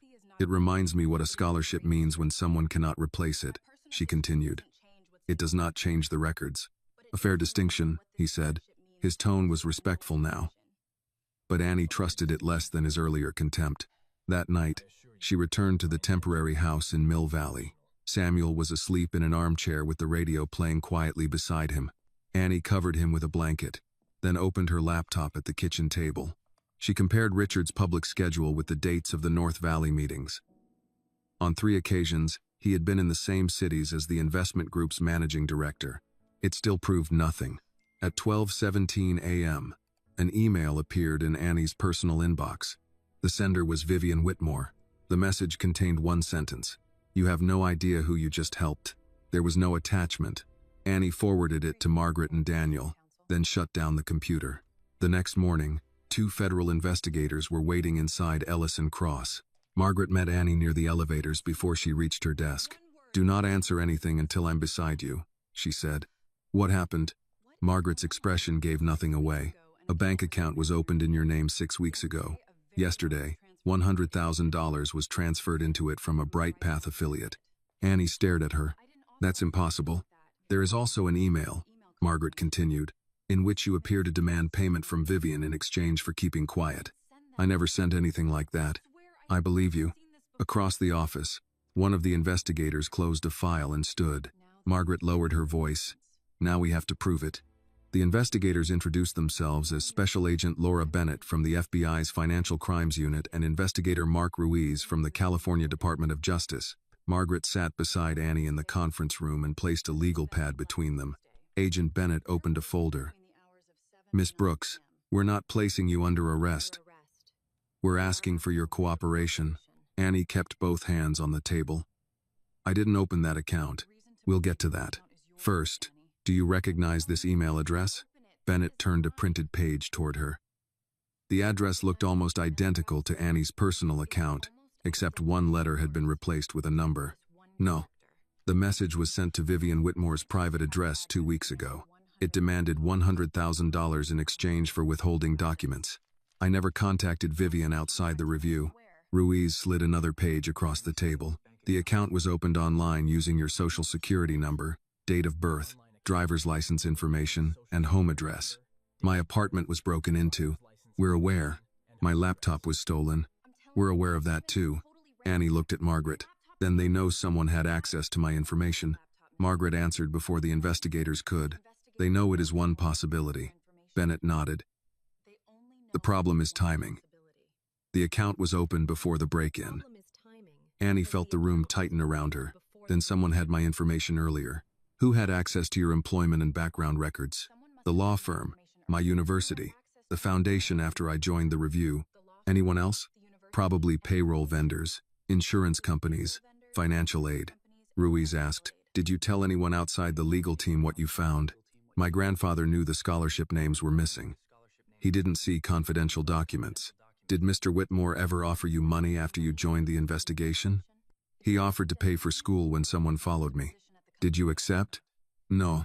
"Did you ask for a position in his company?" "No." Bennett studied her. "You understand how this looks?"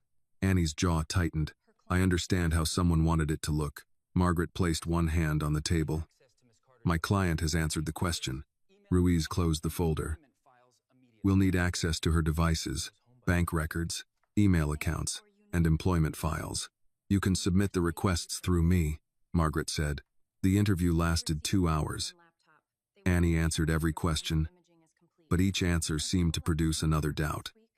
When it ended, Bennett handed Margaret a receipt for Annie's phone and work laptop. "We'll return them after imaging," she said. Annie stood. "Am I allowed to continue working?" That decision. Paul Mercer was waiting outside the conference room. He did not invite Annie into his office. "The firm is placing you on administrative leave," he said. "Effective immediately." "For how long?" "Until the investigation clarifies your role." Margaret stepped beside Annie. "Her role is the person who found the fraud." Paul lowered his voice. "Her role now includes a 6-figure payment and an extortion email. Both fabricated. You cannot establish that yet." Annie looked through the glass wall at the desk where she had worked for the past year. Her notebook, coffee mug, and stack of casebooks remained exactly where she had left them. Can I collect my things? Human resources will send them. The elevator ride down was silent. Outside, reporters had gathered near the entrance. Someone must have tipped them off before the interview ended. Annie? A woman shouted. Did Charles Whitmore pay you to blame his family? Were you working with Vivian? Did you use confidential scholarship records to demand money? Margaret guided Annie toward a waiting car. Microphones pressed closer. One reporter called, "Is this how you repaid the man who helped your grandfather?" Annie stopped. Margaret caught her arm. Do not answer. For 1 second, Annie wanted to turn around and tell them everything. The hospital, the $5,000, the missing students, the altered records. But anything she said now would be cut into pieces and rearranged. She entered the car without speaking. By the time they reached Mill Valley, the story was already on television. The headline read, "Legal Intern at Center of Whitmore Extortion Probe." Samuel stood in front of the screen with the remote in his hand. "They're calling you a thief," he said. "I know." Charles and Daniel arrived 20 minutes later. Charles walked into the kitchen without removing his coat. "We'll issue a statement," he said. "We'll explain that the account may have been opened with stolen information." Daniel shook his head.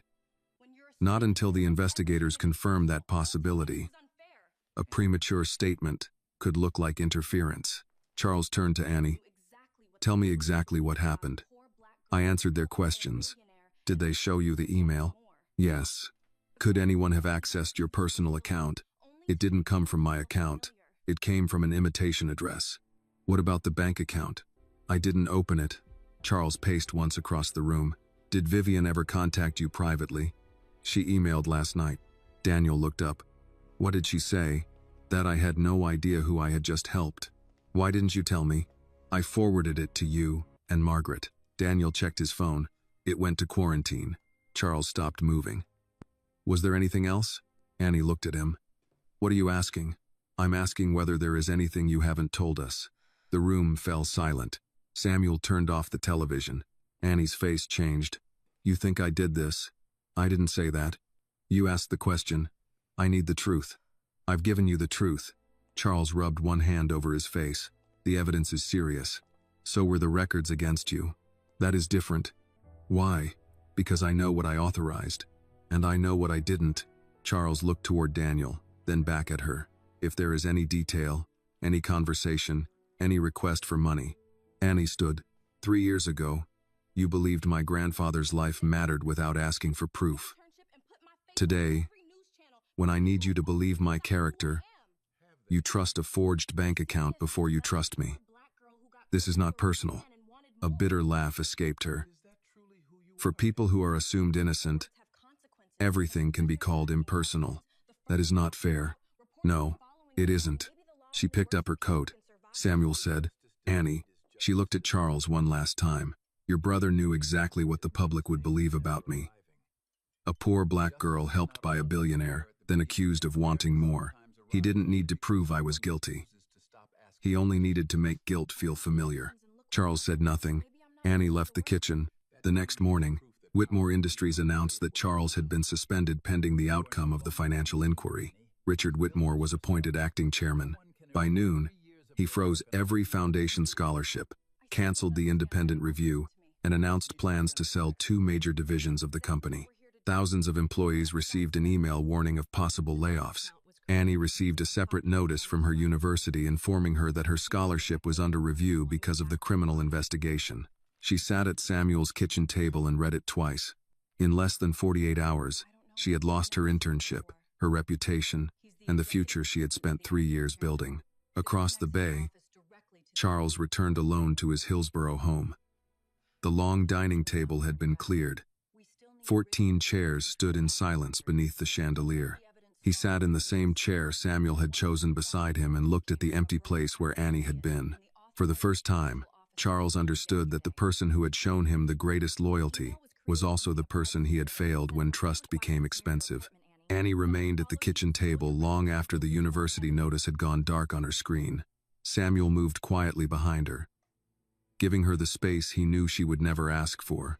He poured coffee into 2 mugs, then replaced hers with tea when he remembered she had not eaten since morning. "They can take the scholarship," Annie said. "They can take the internship. They can put my face on every news channel in California. None of it matters because people already decided who I am. Samuel sat across from her. Who did they decide you are? A poor black girl who got close to a rich man and wanted more. Is that who you are? You know it isn't. Then why are you repeating it like their words belong to you? Annie pushed the laptop away. Because their words have consequences. My professors are asking questions. The firm locked me out. Reporters are following us. Maybe the law only works for people who can afford to survive while it takes its time. Samuel removed his old wristwatch and placed it between them. Its scratched face showed 5 minutes behind the kitchen clock. You remember why I keep this slow? He asked. Because you say life already moves too fast. That is part of it. What is the other part? Samuel tapped the glass. It reminds me that being late is not the same as never arriving. Annie looked at the second hand moving across the worn face. Justice is not always fair at the beginning, he said. Sometimes fairness only arrives because someone refuses to stop asking questions. I asked questions. Look what happened. You expected the truth to protect you simply because it was true. Shouldn't it? It should. But people who profit from lies rarely step aside because a good person asks politely. Annie lowered her eyes. Maybe I'm not meant for this work. Samuel leaned back. You mean the work that frightened a powerful man enough to steal your identity, break into your home, and threaten an old bus driver? We don't know Richard did all of that. Then find out who did. I'm suspended. You still have a mind. I don't have access to the records. You still know what questions remain. I may lose everything. Samuel's expression softened. You are not 18 anymore, Annie. Mr. Whitmore gave you a chance, but you built what came after. Nobody can erase 3 years of work unless you help them do it. A knock sounded at the door. Margaret entered carrying a banker's box, 2 paper cups, and the expression she wore when she had already made a decision. I brought coffee, she said. Samuel raised his mug. I have coffee. I brought good coffee. He accepted one of the cups. Annie stood. Am I allowed to speak to you? Or does the firm think I might extort you too?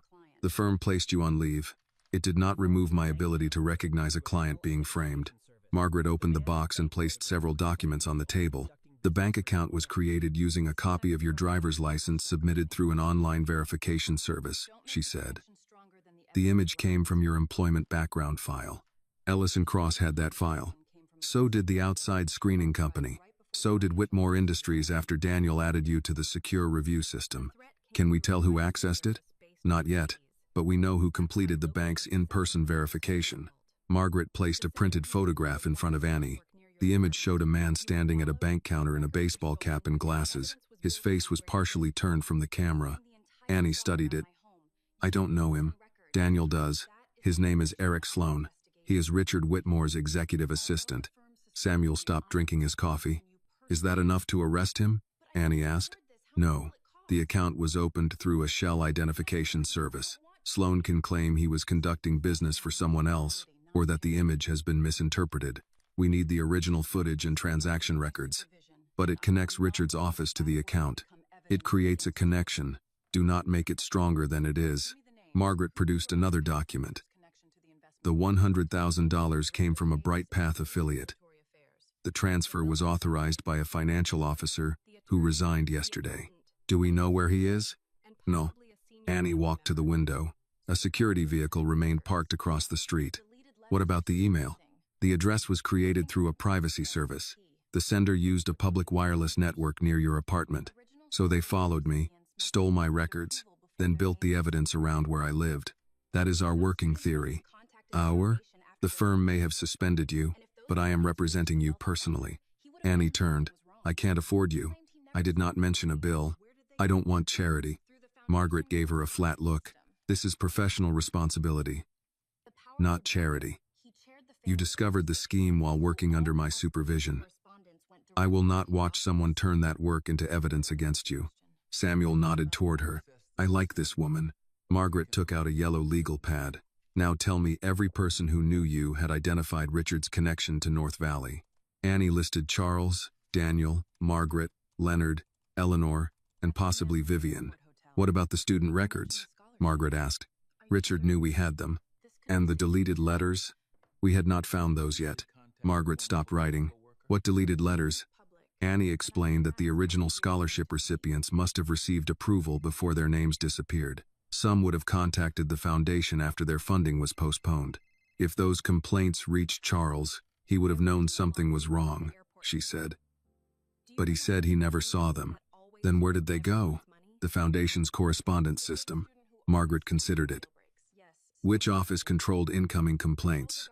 Richard chaired the Family Oversight Committee. His office received escalated correspondence. Samuel pointed his coffee cup toward Annie. There is your next question. Margaret nodded. We cannot access the system while you are suspended, but we can locate the students. Annie opened the public list from her saved records. She searched the names one by one until one caught her attention. Jordan Lee, she said. He worked at the same airport hotel where I cleaned rooms. He mentioned applying for an engineering scholarship. Can you contact him legally? Samuel asked. The name is public. I can ask whether he is willing to speak. Jordan answered on the fourth ring. At first, he did not remember Annie. Then she mentioned the hotel laundry room and the vending machine that stole everyone's money. The law student, he said. You used to study during meal breaks. I'm still trying. She explained why she was calling. Jordan was silent for several seconds. I received an award letter, he said. Then they told me the funding was postponed. Did you complain? I sent 4 emails. Then I mailed a certified letter. To whom? The foundation first. After nobody answered, I sent one directly to Richard Whitmore, because his name was on the oversight page. Did you receive a response? A staff member called and said the program had been restructured. Do you remember who? No, but I kept the letter and the delivery receipt. Margaret mouthed. Ask about Bright Path. Annie did. Jordan hesitated. I know that name. From where? The hotel. I worked a private dinner in one of the conference rooms. Richard Whitmore was there with 2 people from Bright Path. This was before they canceled my scholarship. Would you be willing to speak with an investigator? If it helps the other students, yes. After the call ended, Annie remained still, absorbing the first piece of evidence that had not come from a corporate server. A knock sounded again. This time Charles stood outside. He had come alone. Samuel opened the door but did not invite him in immediately. You doubted my granddaughter, he said. Yes. You understand an apology does not repair that by itself? Yes. Samuel stepped aside. Charles entered the kitchen and faced Annie. You stood beside me when my own family turned away, he said. I turned away when you needed me to stand still long enough to see you. Annie said nothing. I was afraid, Charles continued, not of losing the company, of discovering that I had trusted the wrong person again. I let that fear make you pay for what my family did. I don't need you to feel guilty. I know. I need you to tell the truth even when it costs you. I will. Her phone rang before either could say more. It was Eleanor. Miss Brooks, she said, her voice low. I found the old visitor ledger. We already have the ledger. Not this one, the previous book. And there is something else. What? A hard drive from the original hallway camera system. The security company told us it had been discarded, but I found it in the storage room. Annie looked at Margaret. Eleanor continued. It contains recordings from the night Mr. Richard removed the laptop. For the first time in days, Annie felt the direction of the case shift. The truth had not arrived yet, but the clock was still moving. Eleanor was waiting in the service office when Annie, Margaret, Daniel, and Charles arrived at the Hillsborough estate. The room sat behind the kitchen, narrow and windowless, with shelves of household records arranged by year. On the desk lay a worn visitor ledger and a black external hard drive covered in dust. I found them behind old maintenance invoices, Eleanor said. The storage box was marked for disposal, but no one had taken it. Daniel put on gloves before touching the drive. Has anyone connected this to a computer? No. Good. Charles looked at Eleanor. Why was the camera system replaced? Mr. Richard recommended a new contractor after several failures. The old equipment was removed, but this drive remained. Daniel placed it inside an evidence bag. We'll have the forensic team create an image before opening anything. Nobody views the original. Annie turned to the older ledger. What period does this cover? The year before the book I gave you. Eleanor opened it to a page, marked with a blue ribbon. Richard's name appeared beside 3 late-night visits by Marcus Vale, managing director of North Valley Capital. 2 of the visits took place months before Bright Path Consulting was registered. Margaret photographed the pages. This helps establish the relationship existed before the contracts. Charles read the entries in silence. Richard told the board he met Vale for the first time during last year's financing negotiations. Then the board minutes are false, Annie said. Or incomplete, Daniel corrected. We still prove each step. By afternoon, the forensic team had copied the hard drive and confirmed that several video files remained intact. The recordings had no sound, but the date and time data matched the estate's security logs. Everyone gathered in the library while the technician opened the first file. The screen showed the hallway outside Charles's study. At 10:42 p.m., Richard entered with Vivian and Marcus Vale. A fourth person followed, carrying a silver briefcase. Eleanor leaned toward the monitor. That is the man I didn't recognize. The technician advanced the video. At 11:18, Richard emerged from the study holding Charles's backup laptop. The man with the briefcase carried a small black device and several folders. Vivian remained inside for another 14 minutes. The next clip showed Richard returning the laptop 2 days later. Daniel wrote down each timestamp. We can compare these times with the signature logs and vendor payments. Annie opened the existing timeline. The first BrightPath transfer was approved the next morning at 3:14. Charles stared at his brother on the screen. He used my house, my computer, and my signature. Margaret looked at him. Do not say that publicly yet. The video proves access. The forensic analysis must show what was done on the device. The technician connected the copied data from the signature system. Device identifiers linked the backup laptop to 17 approvals.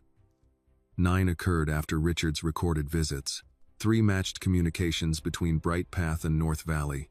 Daniel's voice remained measured, but the conclusion had changed. We now have a direct path from Richard's access to the fraudulent approvals. Is that enough for the authorities? Charles asked. It is enough to expand subpoenas and support a request to freeze assets, Margaret said. It is not the end. Annie studied the timeline. Richard plans to dissolve the foundation tomorrow morning. Charles turned. How do you know? His public notice said the board would vote on restructuring at 9. Daniel checked his phone.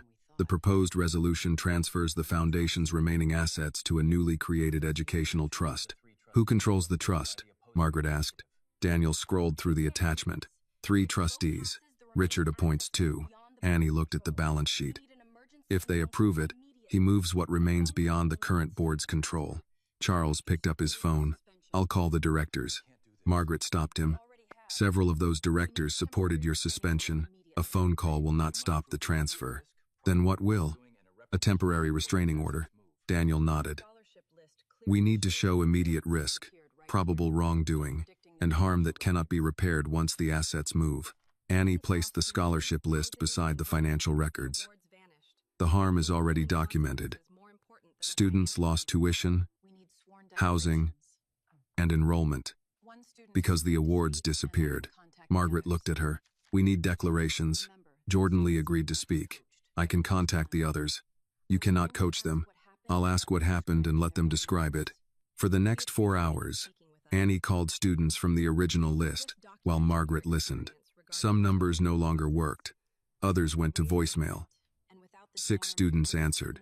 Nia Franklin had left college after losing campus housing. I thought I had done something wrong, she said over the phone. They never explained why the scholarship vanished.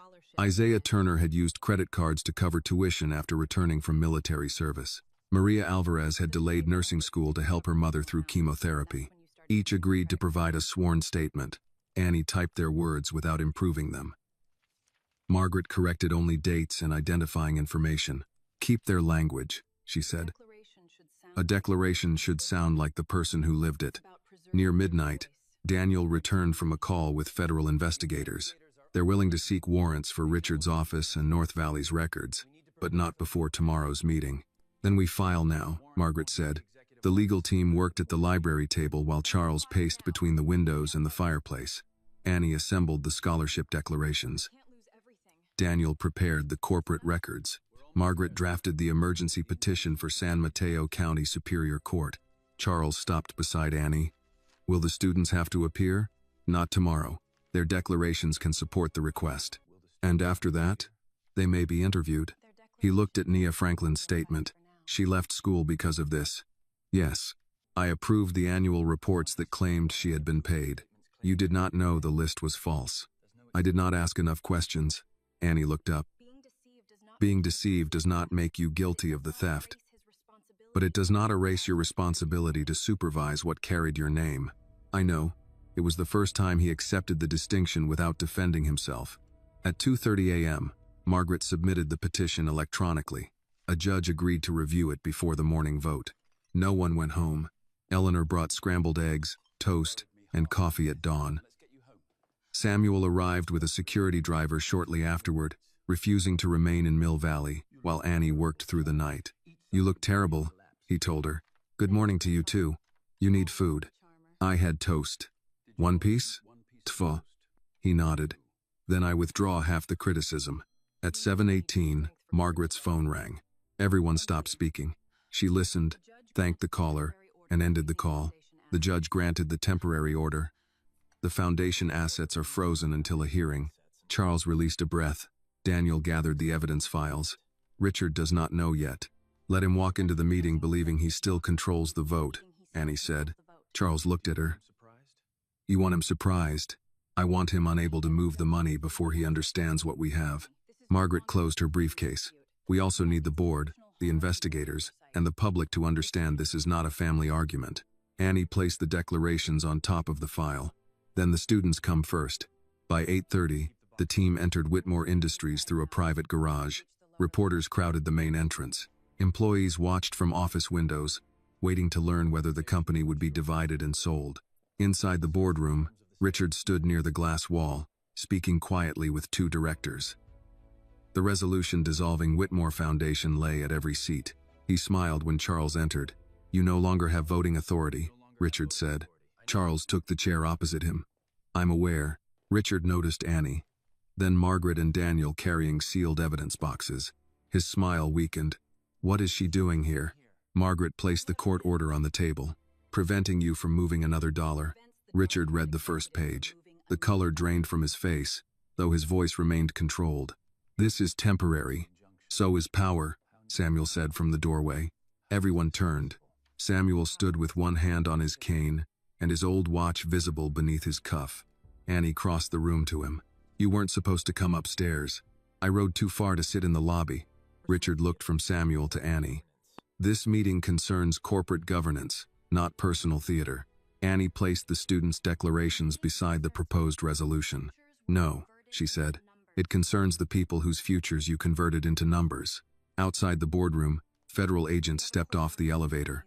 For the first time since the scandal began, Richard was no longer controlling which questions entered the room. Richard remained standing while the federal agents entered the boardroom. Special Agent Bennett carried a sealed folder, and Investigator Ruiz followed with two members of the Financial Crimes Unit. They did not approach Richard immediately. Daniel rose. Before anyone speaks, this meeting is being preserved under legal hold. No document is to be removed, destroyed, or altered. Richard placed the court order on the table. This is an internal board meeting. Federal observers do not have the right to interrupt corporate business without a warrant. Agent Bennett set the sealed folder beside Margaret.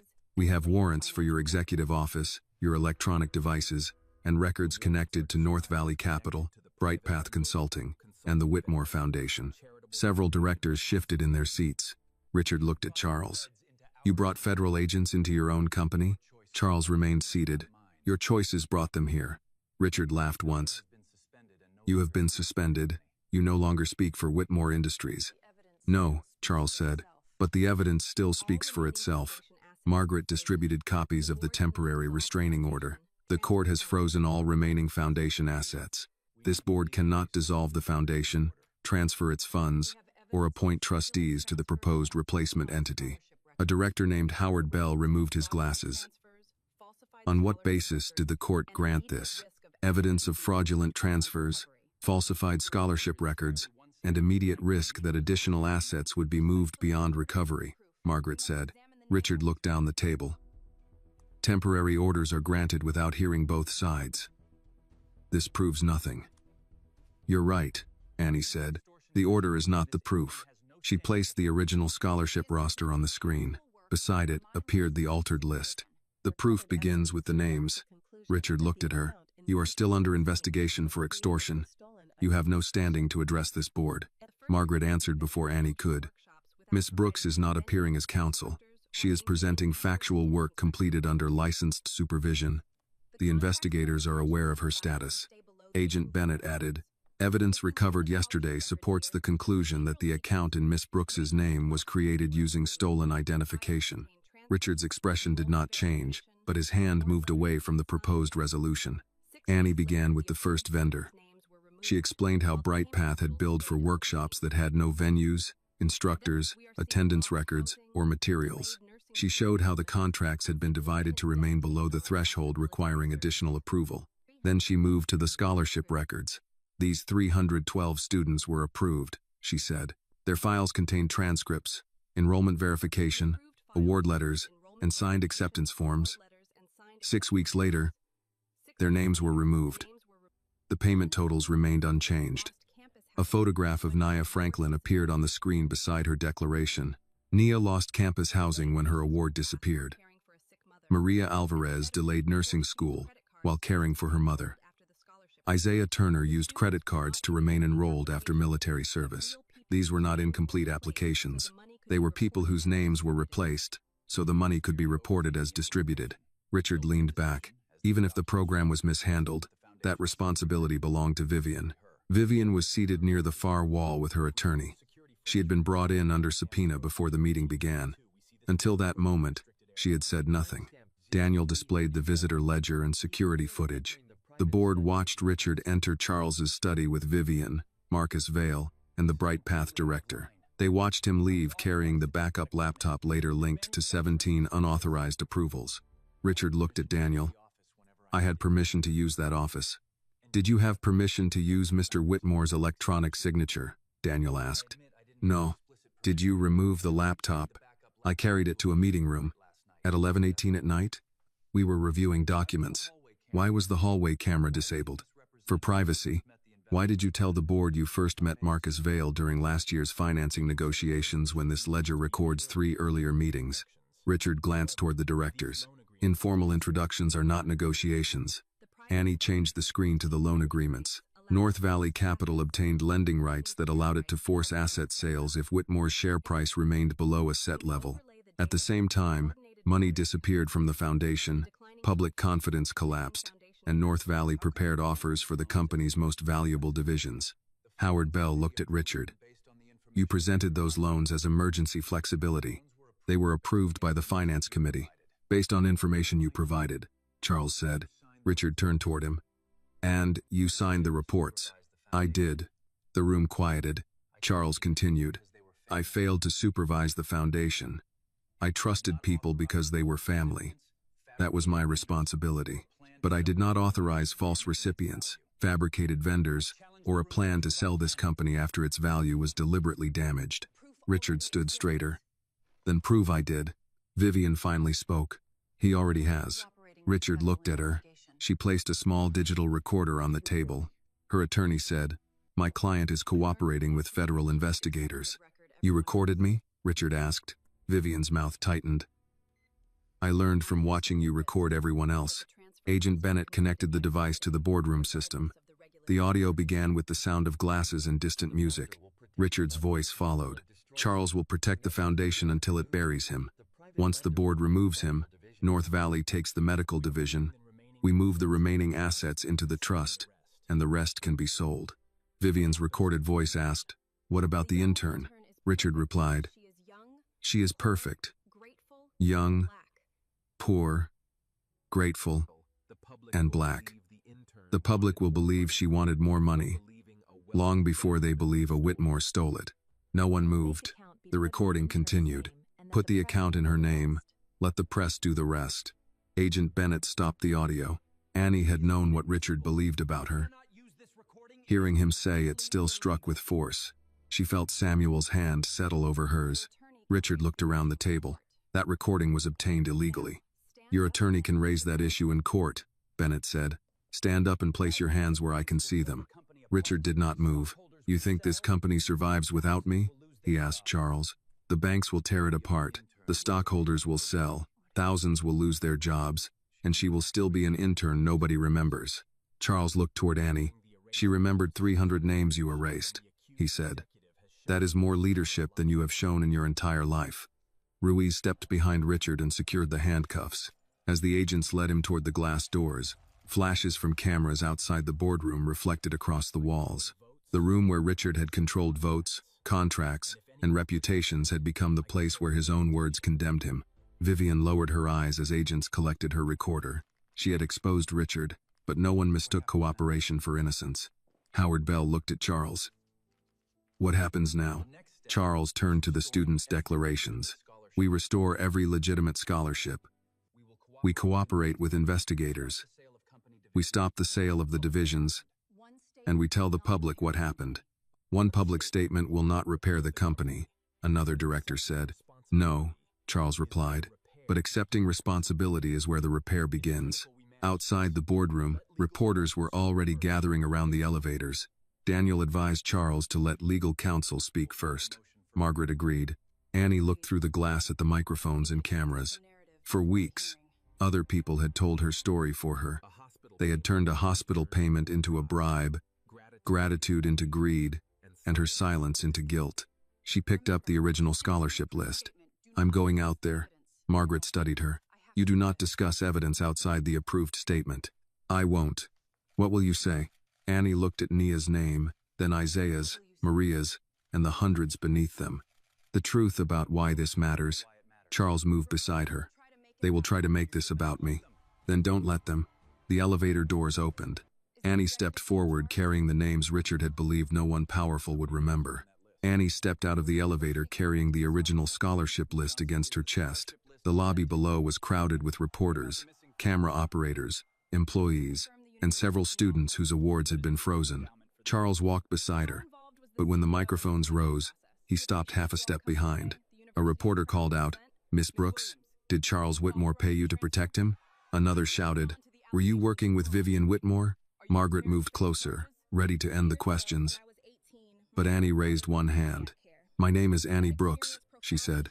3 years ago, when I was 18, my grandfather was in cardiac care at Street Matthew Medical Center. I was working mornings at a bakery and nights cleaning rooms at an airport hotel. I had postponed college because I was trying to keep him alive. The lobby quieted. We were still $5,000 short. The hospital had already granted 2 extensions, and my grandfather was going to be transferred to another facility. Mr. Whitmore heard me asking for more time.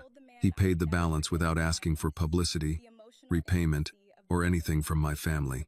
A reporter near the front lowered his microphone slightly. Annie continued. I told him I would never forget his kindness. He told me not to spend my life remembering a debt. He told me to return to school and become the person I had planned to be. Charles looked down. I did return, Annie said, but I did not come back to repay a personal favor. I came back because money promised to more than 300 students had been stolen. Those students had earned their awards. They had completed the applications, met the requirements, and made plans based on promises this foundation had given them. She opened the folder and held up the original list. This is not a list of expenses. These are people. One student left nursing school while caring for her mother. One veteran used credit cards to remain enrolled. One young woman lost campus housing after her scholarship disappeared. Their names were erased because someone believed poor students would not have the money, influence, or public attention needed to fight back. A reporter asked, Are you saying Charles Whitmore had no responsibility? No, Annie replied. I am saying he did not steal the money. I am also saying he failed to supervise a foundation that carried his name. Both facts matter. Charles looked at her, then stepped toward the microphones. She is right. His voice carried through the lobby without effort. I trusted people because they were family. I approved reports I did not examine closely enough. I failed to read complaints from students who had already been promised help. That failure made the theft possible. One of the directors standing behind him shifted uncomfortably. Charles continued, I have been cleared of directing the fraud, but being deceived does not erase my responsibility. Whitmore Industries will cooperate fully with federal and state investigators. Every legitimate scholarship will be restored. I will sell personal assets, if necessary, to replace any money that cannot be recovered. A reporter asked, Will you return as chief executive? not without independent oversight. The company will appoint an outside compliance committee, add community representatives to the foundation board, and create direct reporting channels for employees and scholarship recipients. No member of my family will control those systems. Is the company still at risk of bankruptcy? Daniel answered from the side.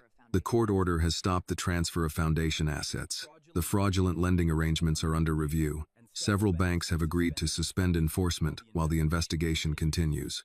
Charles added, "We still face difficult months. There will be no quick return to business as usual, because business as usual helped create this." The investigations continued through the winter. Richard Whitmore was charged with fraud, identity theft, market manipulation, obstruction, and conspiracy. Vivian pleaded guilty to charges related to the false contracts and agreed to testify in exchange for consideration at sentencing. Properties purchased with foundation money were seized, and millions of dollars were returned. The board canceled the planned sale of Whitmore Industries' medical division.